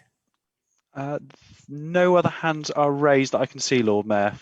Okay, I'm now going to return to Councillor Hussain. Would you be kind enough to address the question from Councillor Mitchell at this time, please? Thank you. Councillor Hussain. Yes, I was going to address that question in my statement. I'm just going to read a few words there. The key part of this work will be to establish a City Council working group involving community groups and associations, in addition to food charities and faith groups, to research and map the nature and extent of food poverty in the city. I also will have other stakeholders we will also aim to set up food partnership with Devon County Council, city-based partners and stakeholders to develop and implement the food action plan that follows from this. So yes, we are going to invite people but from variety of the people who are already involved in providing food aid at the moment, and with other partners from the city. So yes, that's what I'm going to say for now.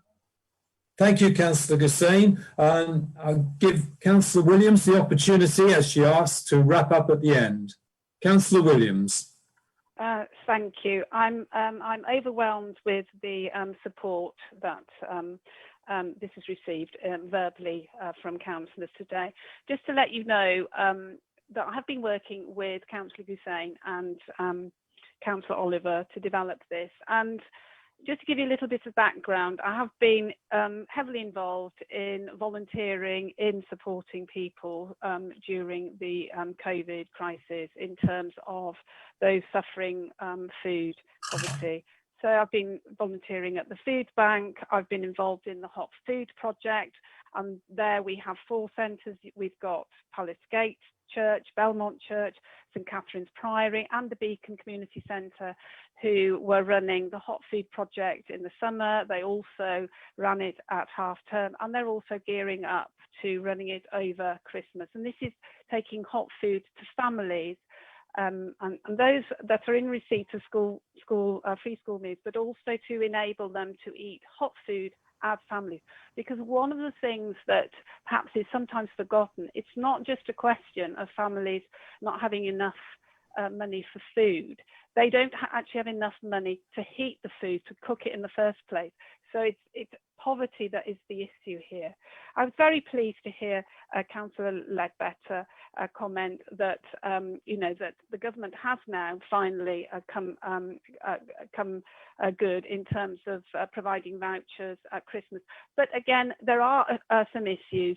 I think there are only 6 supermarkets on that list because I responded immediately to the notice that came out from Devon County Council. And I know that the council officers there are working really, really hard to extend it to those supermarkets where families are more likely to be shopping. And so I think what it illustrates is that we need localism. We need to be focused on Exeter. And the trouble with having things coming from London is that they don't necessarily understand what the issues are, certainly in Exeter. I have to congratulate the people of Exeter who have stepped forward, and they have been volunteering in their droves.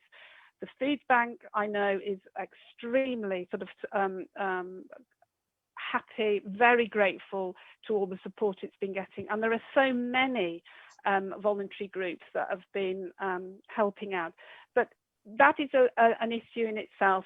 There needs to be a little bit more coordination, and there are gaps that we are not reaching. There are people who aren't getting the support.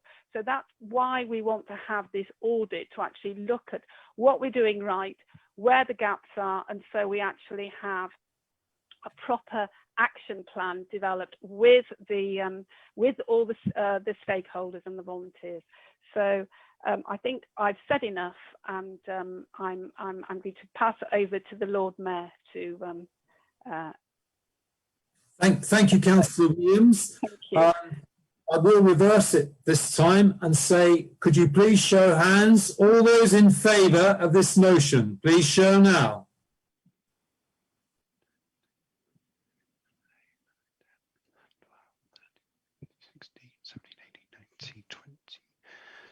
I can't show my hand. My screen's frozen. Thank you, 21. Councillor Hannaford? For the motion. Thank you.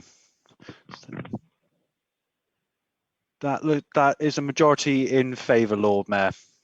Could we say, Mark, that was unanimous? That's what I was showing. Yes, that was a unanimous vote. That was, yes, that was 34 members. Thank you.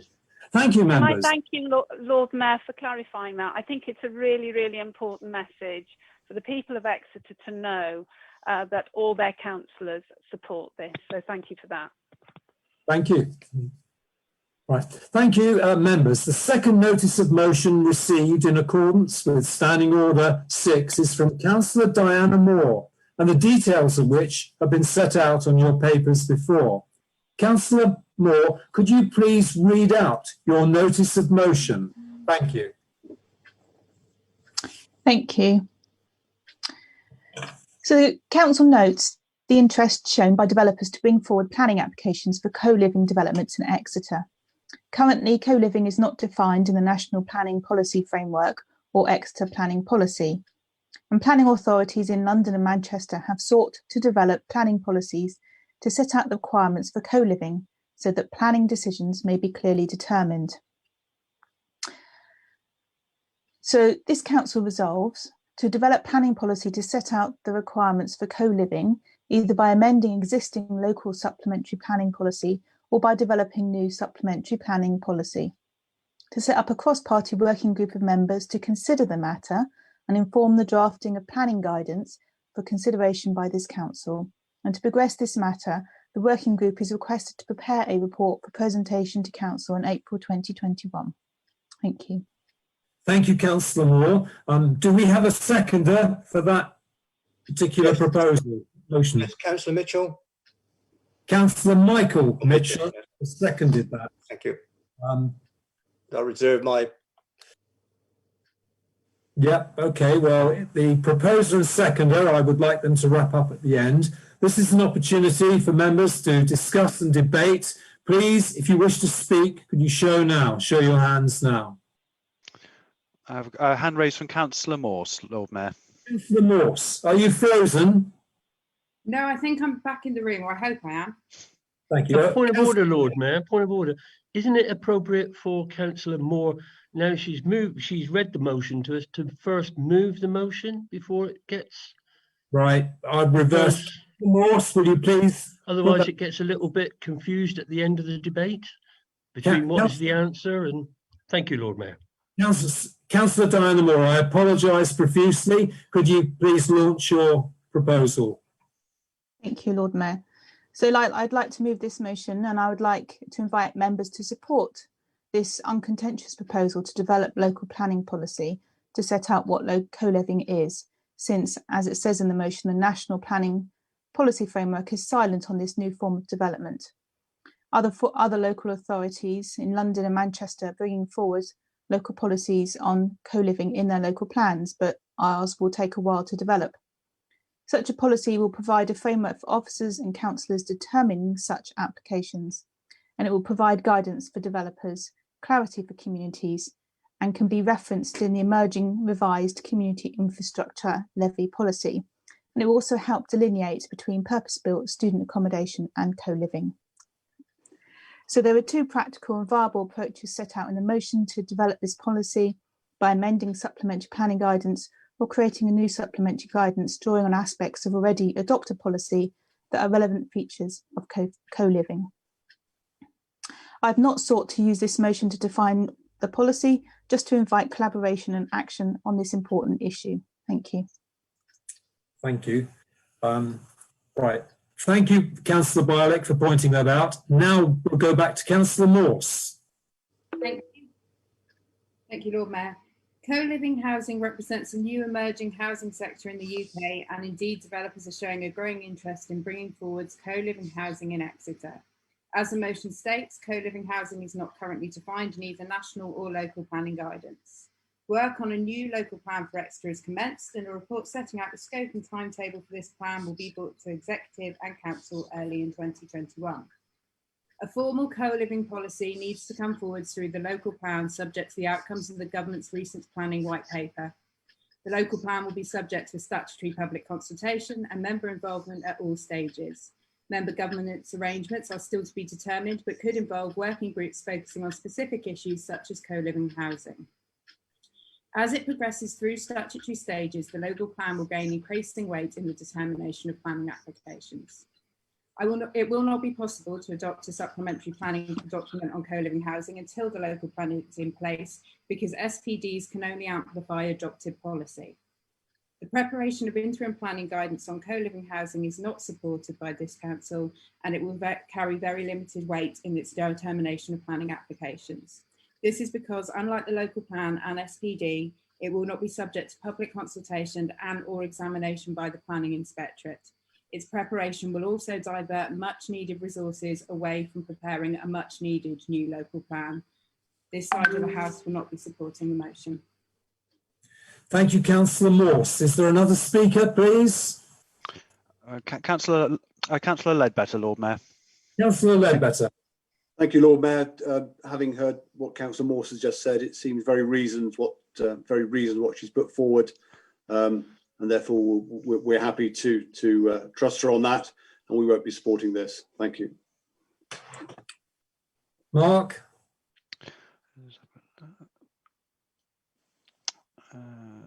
No other hands I can see are raised, Lord Mayor. We'll now revert then to the seconder, which is Councillor Michael Mitchell, who reserved the right to speak. Councillor Michael Mitchell. Thank you, Lord Mayor. Just some short comments. I concur with the sentiments expressed by Councillor Diana Moore. Whilst we can, as a local authority, exercise some control over planning issues before they're taken away by central government, I believe that this is an area where we should have agreed cross-party policy in regard to co-living.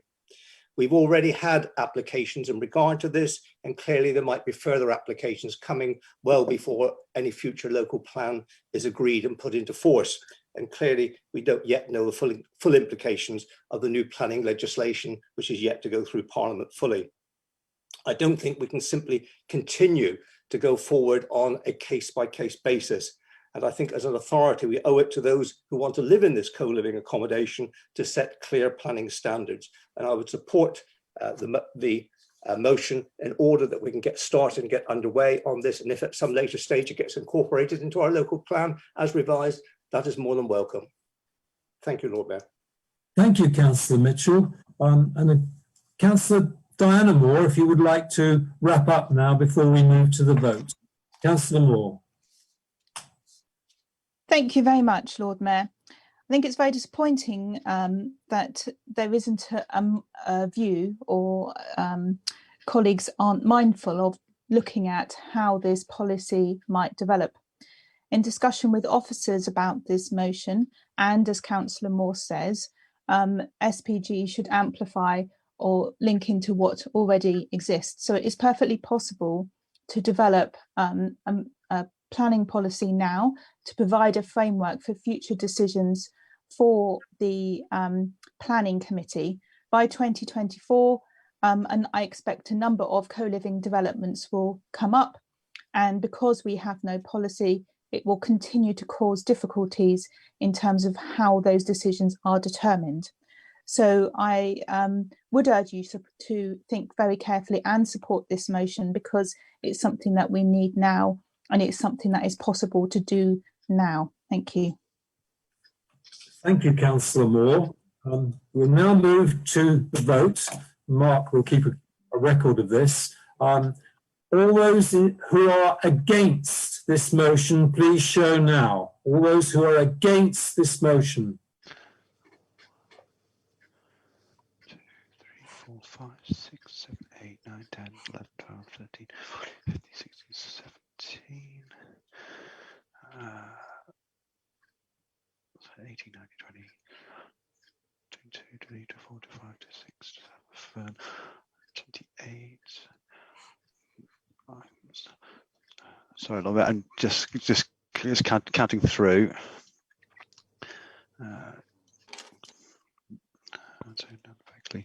So that is 30. I can see 30 hands there, Lord. So 29 hands there, Lord Mayor. Could you check, please, with Councillor Hannaford if he has voted? So, Councillor Hannaford, could you confirm your vote, please? Hello, Councillor Hannaford.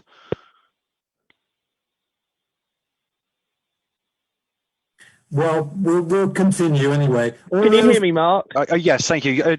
Sorry, I'm not sure which is which on this mobile setup I've got tonight. It would be against the motion. So you're voting against the motion? Yes. All those who are abstaining, please show. No hands on abstention, Lord Mayor. All those who are for this motion, please show. That's 4 there. That's 4 votes. That's 4 votes in favour, Lord Mayor. So that's 30 votes against, no abstentions, and 4 in favour. So those recommendations have not been carried. Thank you, Mark.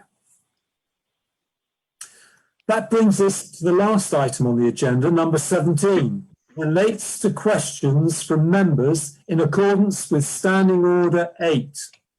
At this time, I would suggest that members asking questions may only ask a supplementary question on the reply that's given. So if you were asking a question of a portfolio holder or the leader, then you may only ask your supplementary question on the reply, the response you'd had. So the questions from Councillor Hannaford and question from Diana Moore, Councillor Diana Moore, have been received. And members, you will receive these separately. Questions and answers should be given without debate. Both Councillors Hannaford and Councillor Diana Moore are entitled to a supplementary question. But again, that should be put without debate. Councillor Hannaford, could you please ask your question now? Chair, I'm sorry, Lord Mayor. Because I'm on a mobile phone here, I haven't got access to my screen. So I don't know whether Mark could read them out, please. We can all read it. I think that, right, I will ask a question of full council. Are all members able to read the question which is shown on screen from Councillor Hannaford without us needing to read the all? Yes, Lord Mayor. Yes, Lord Mayor. Thank you. I'm happy to read the question, Lord Mayor, if it makes it any easier. I'll make a decision, Mark, that we'll slowly scroll through the question. So we've got point 1, it goes on to 2, 3, 4 and 5. Can you scroll up, please?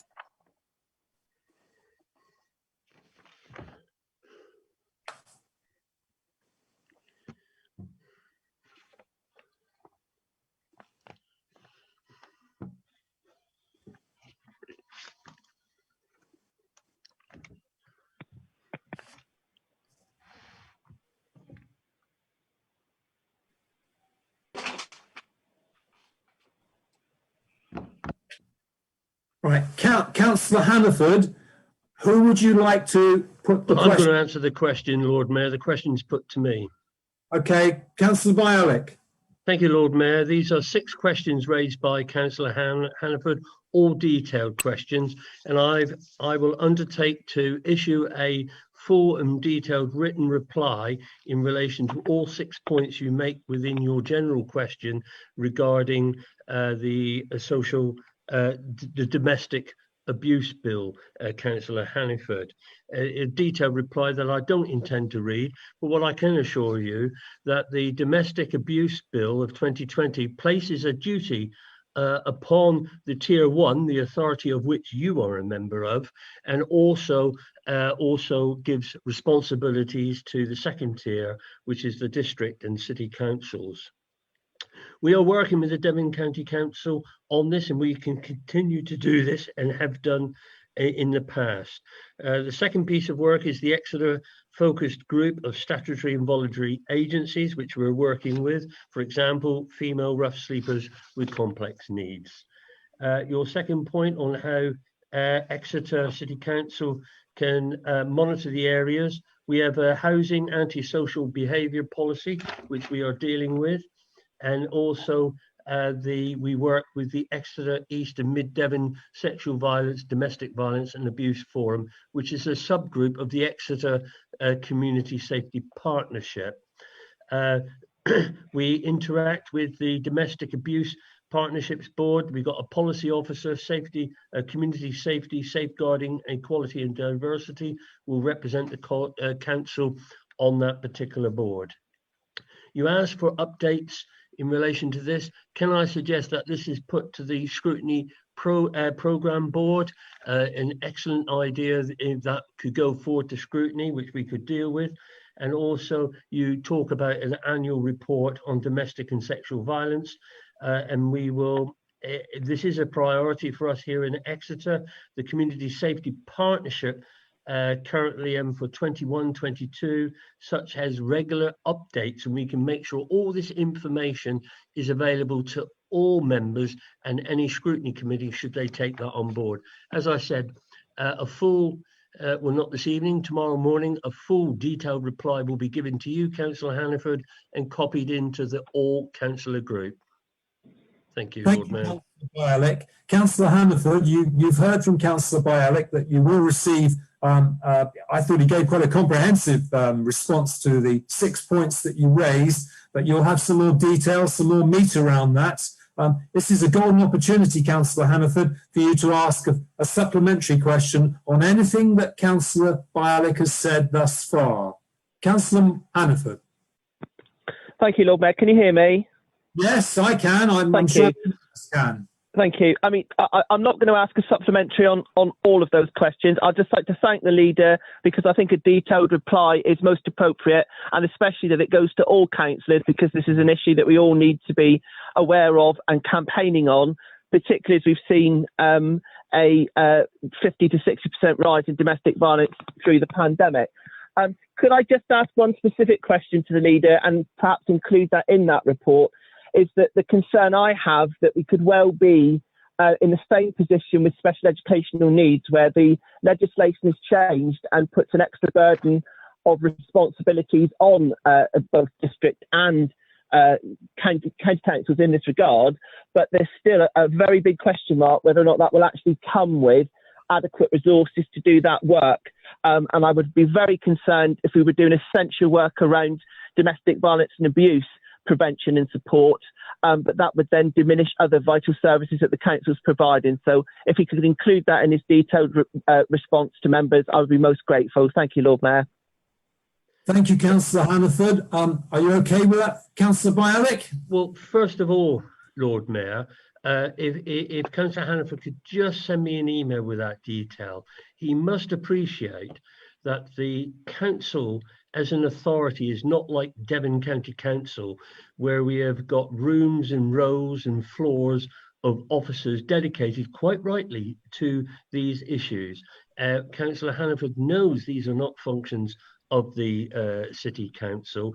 I cannot get our officers to devote time where, you know, we're trying to do other things. I will try to get the bare bones of an answer to Councillor Hannaford, but I do believe these issues should go forward to the Scrutiny Programme Board. I will try to get that detailed response to you, Councillor Hannaford.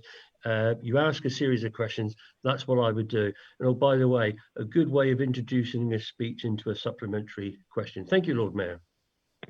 Thank you, Councillor Bialik. Now we move on to Councillor Diana Moore, and her question is around air quality. Well, there are a couple of questions actually. Councillor Diana Moore. Thank you, Lord Mayor. Questions for air quality. Can you please outline how much the total amount of Exeter City Council's budget is being directed to delivering the Air Quality Action Plan, both this financial year and last financial year? And what grants has the council applied for to help deliver the Air Quality Action Plan, either this year or last year? Thank you, Councillor Moore. Before I ask the person who's going to respond to that, I hope you'll bear with me that some of the questions I've seen tonight in the recommendations and questions that have been asked have been really technical and they've been really detailed. But so please bear with the portfolio holder or the leader if they need to come back in writing at a later date. I now understand that Councillor Fole will be... Lord Mayor, Councillor Fole will answer the two questions. If there's any supplementary, they will come back to me. Thank you, Lord Mayor. Thank you. Right. So could I now move on to Councillor Fole, portfolio holder for Transformation and Environment, who will give a response to the two questions. Councillor Fole. Thank you, Lord Mayor. I'm happy to answer. In relation to the first question, the total spent on the Air Quality Action Plan last year was £25,365.79.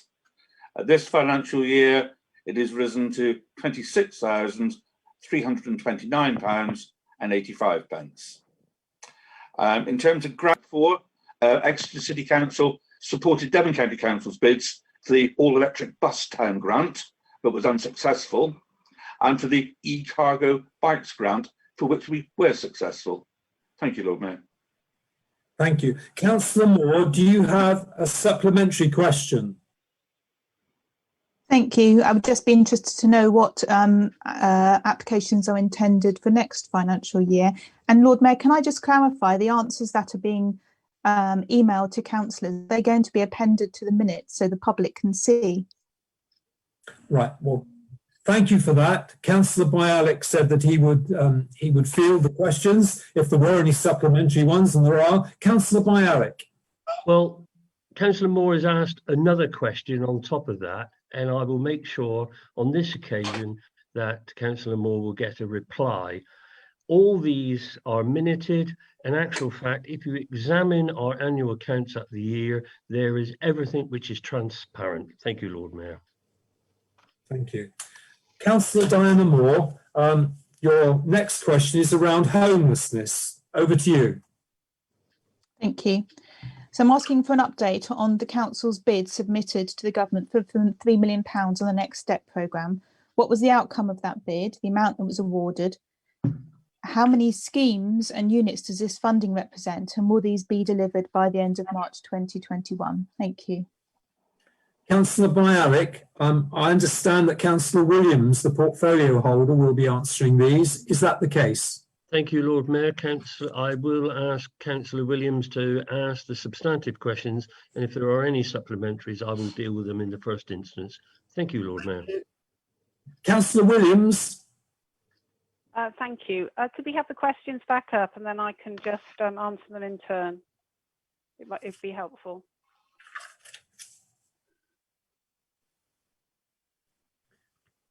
Thank you. The answer to 1 and 2 was yes, it was successful, and we've received 2.37 million.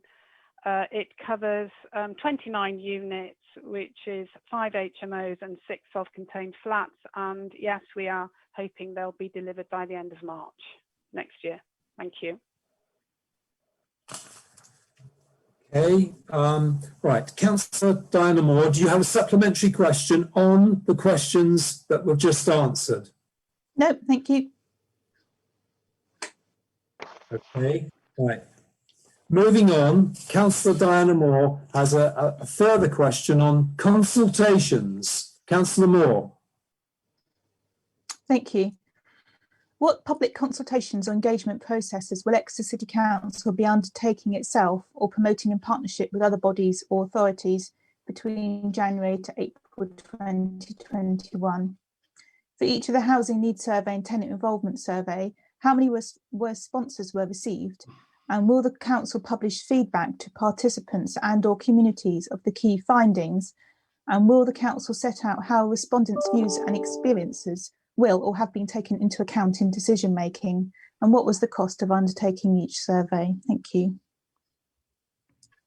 Councillor Bialik, I do believe that you were going to answer the first one. No, in fact, I'm going to ask Councillor Wright to answer the substantive questions, and if there is any supplementary, I will deal with them. Thank you, Lord Mayor. Thank you. Councillor Wright.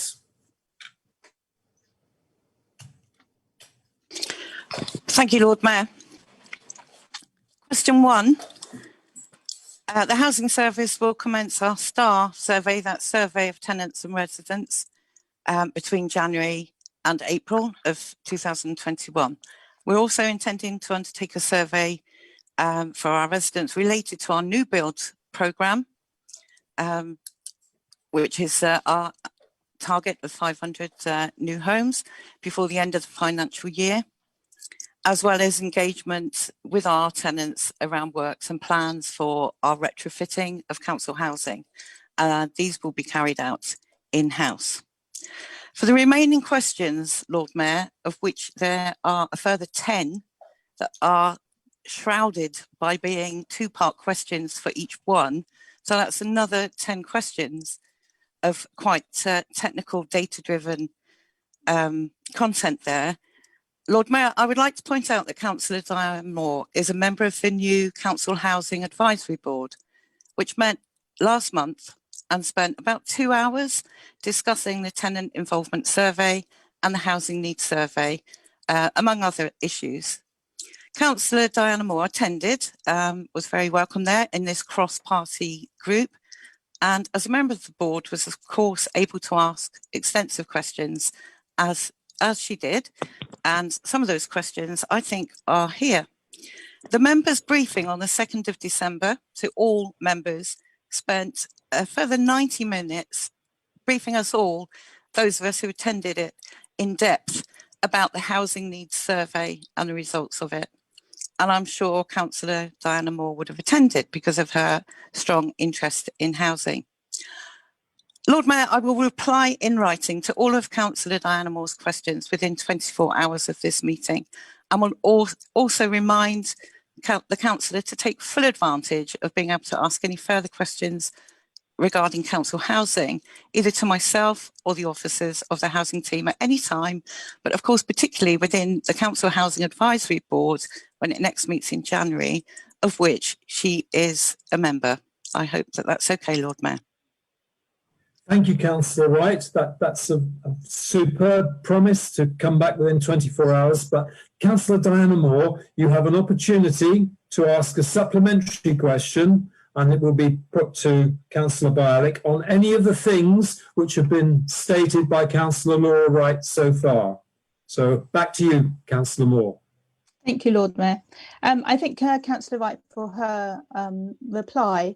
And I think the outcomes of the surveys, which, as you know, I did read the reports and contribute to the conversation, are really very interesting. And I know that a lot of people have spent a lot of time responding to those questionnaires. And I think as an authority, we should be looking at feeding back to respondents and our communities on the findings of questionnaires. Even if not all the data and the information can be shared, I think they're important things that are of interest to the public, which is why I'm asking these questions here. Point of order, Lord Mayor. Information can be brought out into the public domain. So maybe that's something that can be thought about. Yeah, somebody's asked for a point of order. Who was that, Mark? I think it was Councillor Wood. Thank you, Lord Mayor. I think we were looking for supplementary question based on the response given, and I'm still waiting for a question. Thank you. Thank you, Councillor Wood. Councillor Moore, please. Yes, can I was interrupted at the end by Councillor Wood, and my question was at the end of that, explaining why that I think that consideration should be given to sharing highlights from those reports, even if the data couldn't be shared in detail. So thank you for your patience for listening to me, but I think it's really important that we do share information when people give their time and their views. Thank you. Point of order, Lord Mayor. Sorry, Councillor. Point of order. Councillor Owen. Yeah, sorry. Unless I misheard it, that was a further statement from Councillor Moore, not a question. So I'm not sure whether she's got another question or whether she's going to leave it at that. Thank you, Lord Mayor. I think Councillor Moore is finished, but I will give Councillor Bialek the opportunity to respond if he wishes to. I will, Lord Mayor, and I will ensure that those points that Councillor Moore makes at the end is taken forward by the portfolio holder and is made sure that that is an area for the advisory board to discuss. And once again, all these responses to questions will be made available within the next 24 hours to all members of the council in a full and transparent way. We are hiding nothing, Lord Mayor. I will make sure everybody gets it. Thank you. Thank you.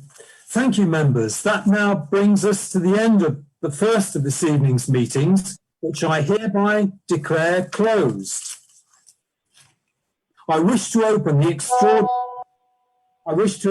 extraordinary meeting of the Council, the only item on the agenda being to confer the Honorary Freeman of the City and Mr. Gareth Steenson in recognition of gaining national and international recognition for his rugby playing career with Exeter Chiefs. There is a recommendation for the Council in pursuance of its power under Section 249 of the Local Government Act 1972 to confer on Gareth Steenson Freedom of the City status in recognition of his service to the City of Exeter, gaining national and international recognition for his rugby playing career with the Chiefs. Just repeated that, haven't I? Right. I do believe that someone is prepared, and it will be the leader, Councillor Bialek, to propose this recommendation. Councillor Bialek. Thank you, Lord Mayor. Thank you, Lord Mayor. It is indeed a great privilege to be able to ask the City Council to be able to confer upon Gareth Steenson as a freeman of the city. Gareth was born on the 5th of April 1984, and I know quite young to retire at such an early age. He's from County Armagh in Northern Ireland, from a small village of Killylee. He played for Ireland under 19 and the under 21 teams, captained Ireland at the 2005 IRB under 21 World Cup in Argentina. He played for Rotherham and the Cornish Pirates in the English Championship. He joined the Chiefs from the Cornish Pirates, obviously saw good sense, and came to us in 2008. He's played over 300 times for the Chiefs and scored over 2,600 points. He scored 24 points and helped Exeter Chiefs win 29-10 in the Championship final against Bristol. And along with Ben Moon, Phil Dolman is known as the Originals. Those Originals were the players who came up through, brought them up through the Championship from those lowly days right up to be the best team in Europe and, of course, the country. He won the Golden Boot in 2016 of the Premiership Awards. He scored 3 penalties, including the winning points at the memorable defeat of Wasps to be crowned the 2016 and 17 English Premiership champions. He was part of the historic double. And again, we have to just remind ourselves just what a fantastic achievement that was for the Exeter Chiefs in winning the team, the European and obviously the English Championships. Stino, along with his fellow Chiefs players, Paul Rimmer has opened a bar in the city centre called The Standoff. Been there a few times. Great rugby pub if you want to go there. Very friendly. Quite simply, he's a local legend. I'm very pleased to be able to move Gareth as the freeman of the city.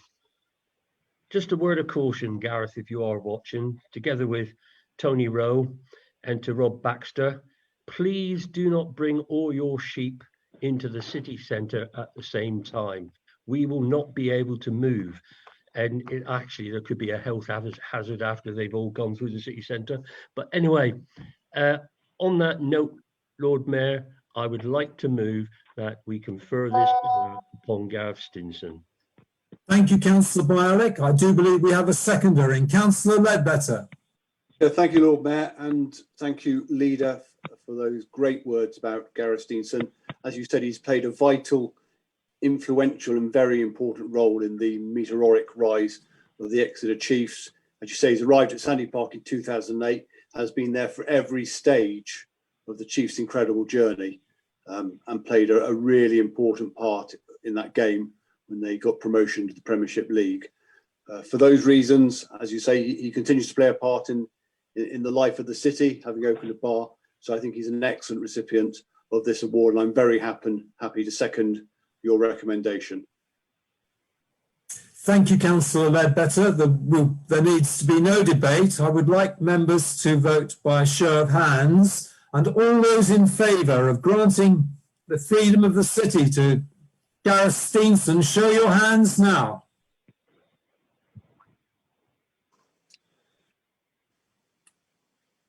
Councillor Hannaford, how do you vote? In favour. Thank you. That is a unanimous vote, Lord Mayor, that the recommendations for that have been carried. Thank you, members. And that brings us to the end of the proceedings, and I hereby declare the meeting closed. But before you all leave and disappear into the ether, I do wish you a good Christmas, a safe Christmas and a healthy Christmas with your family, those closest to you, those who are nearest and dearest. Thank you for your time this evening. Good night, all. Good night and happy Christmas, everybody. Good night. Happy Christmas. Happy Christmas. Happy Christmas.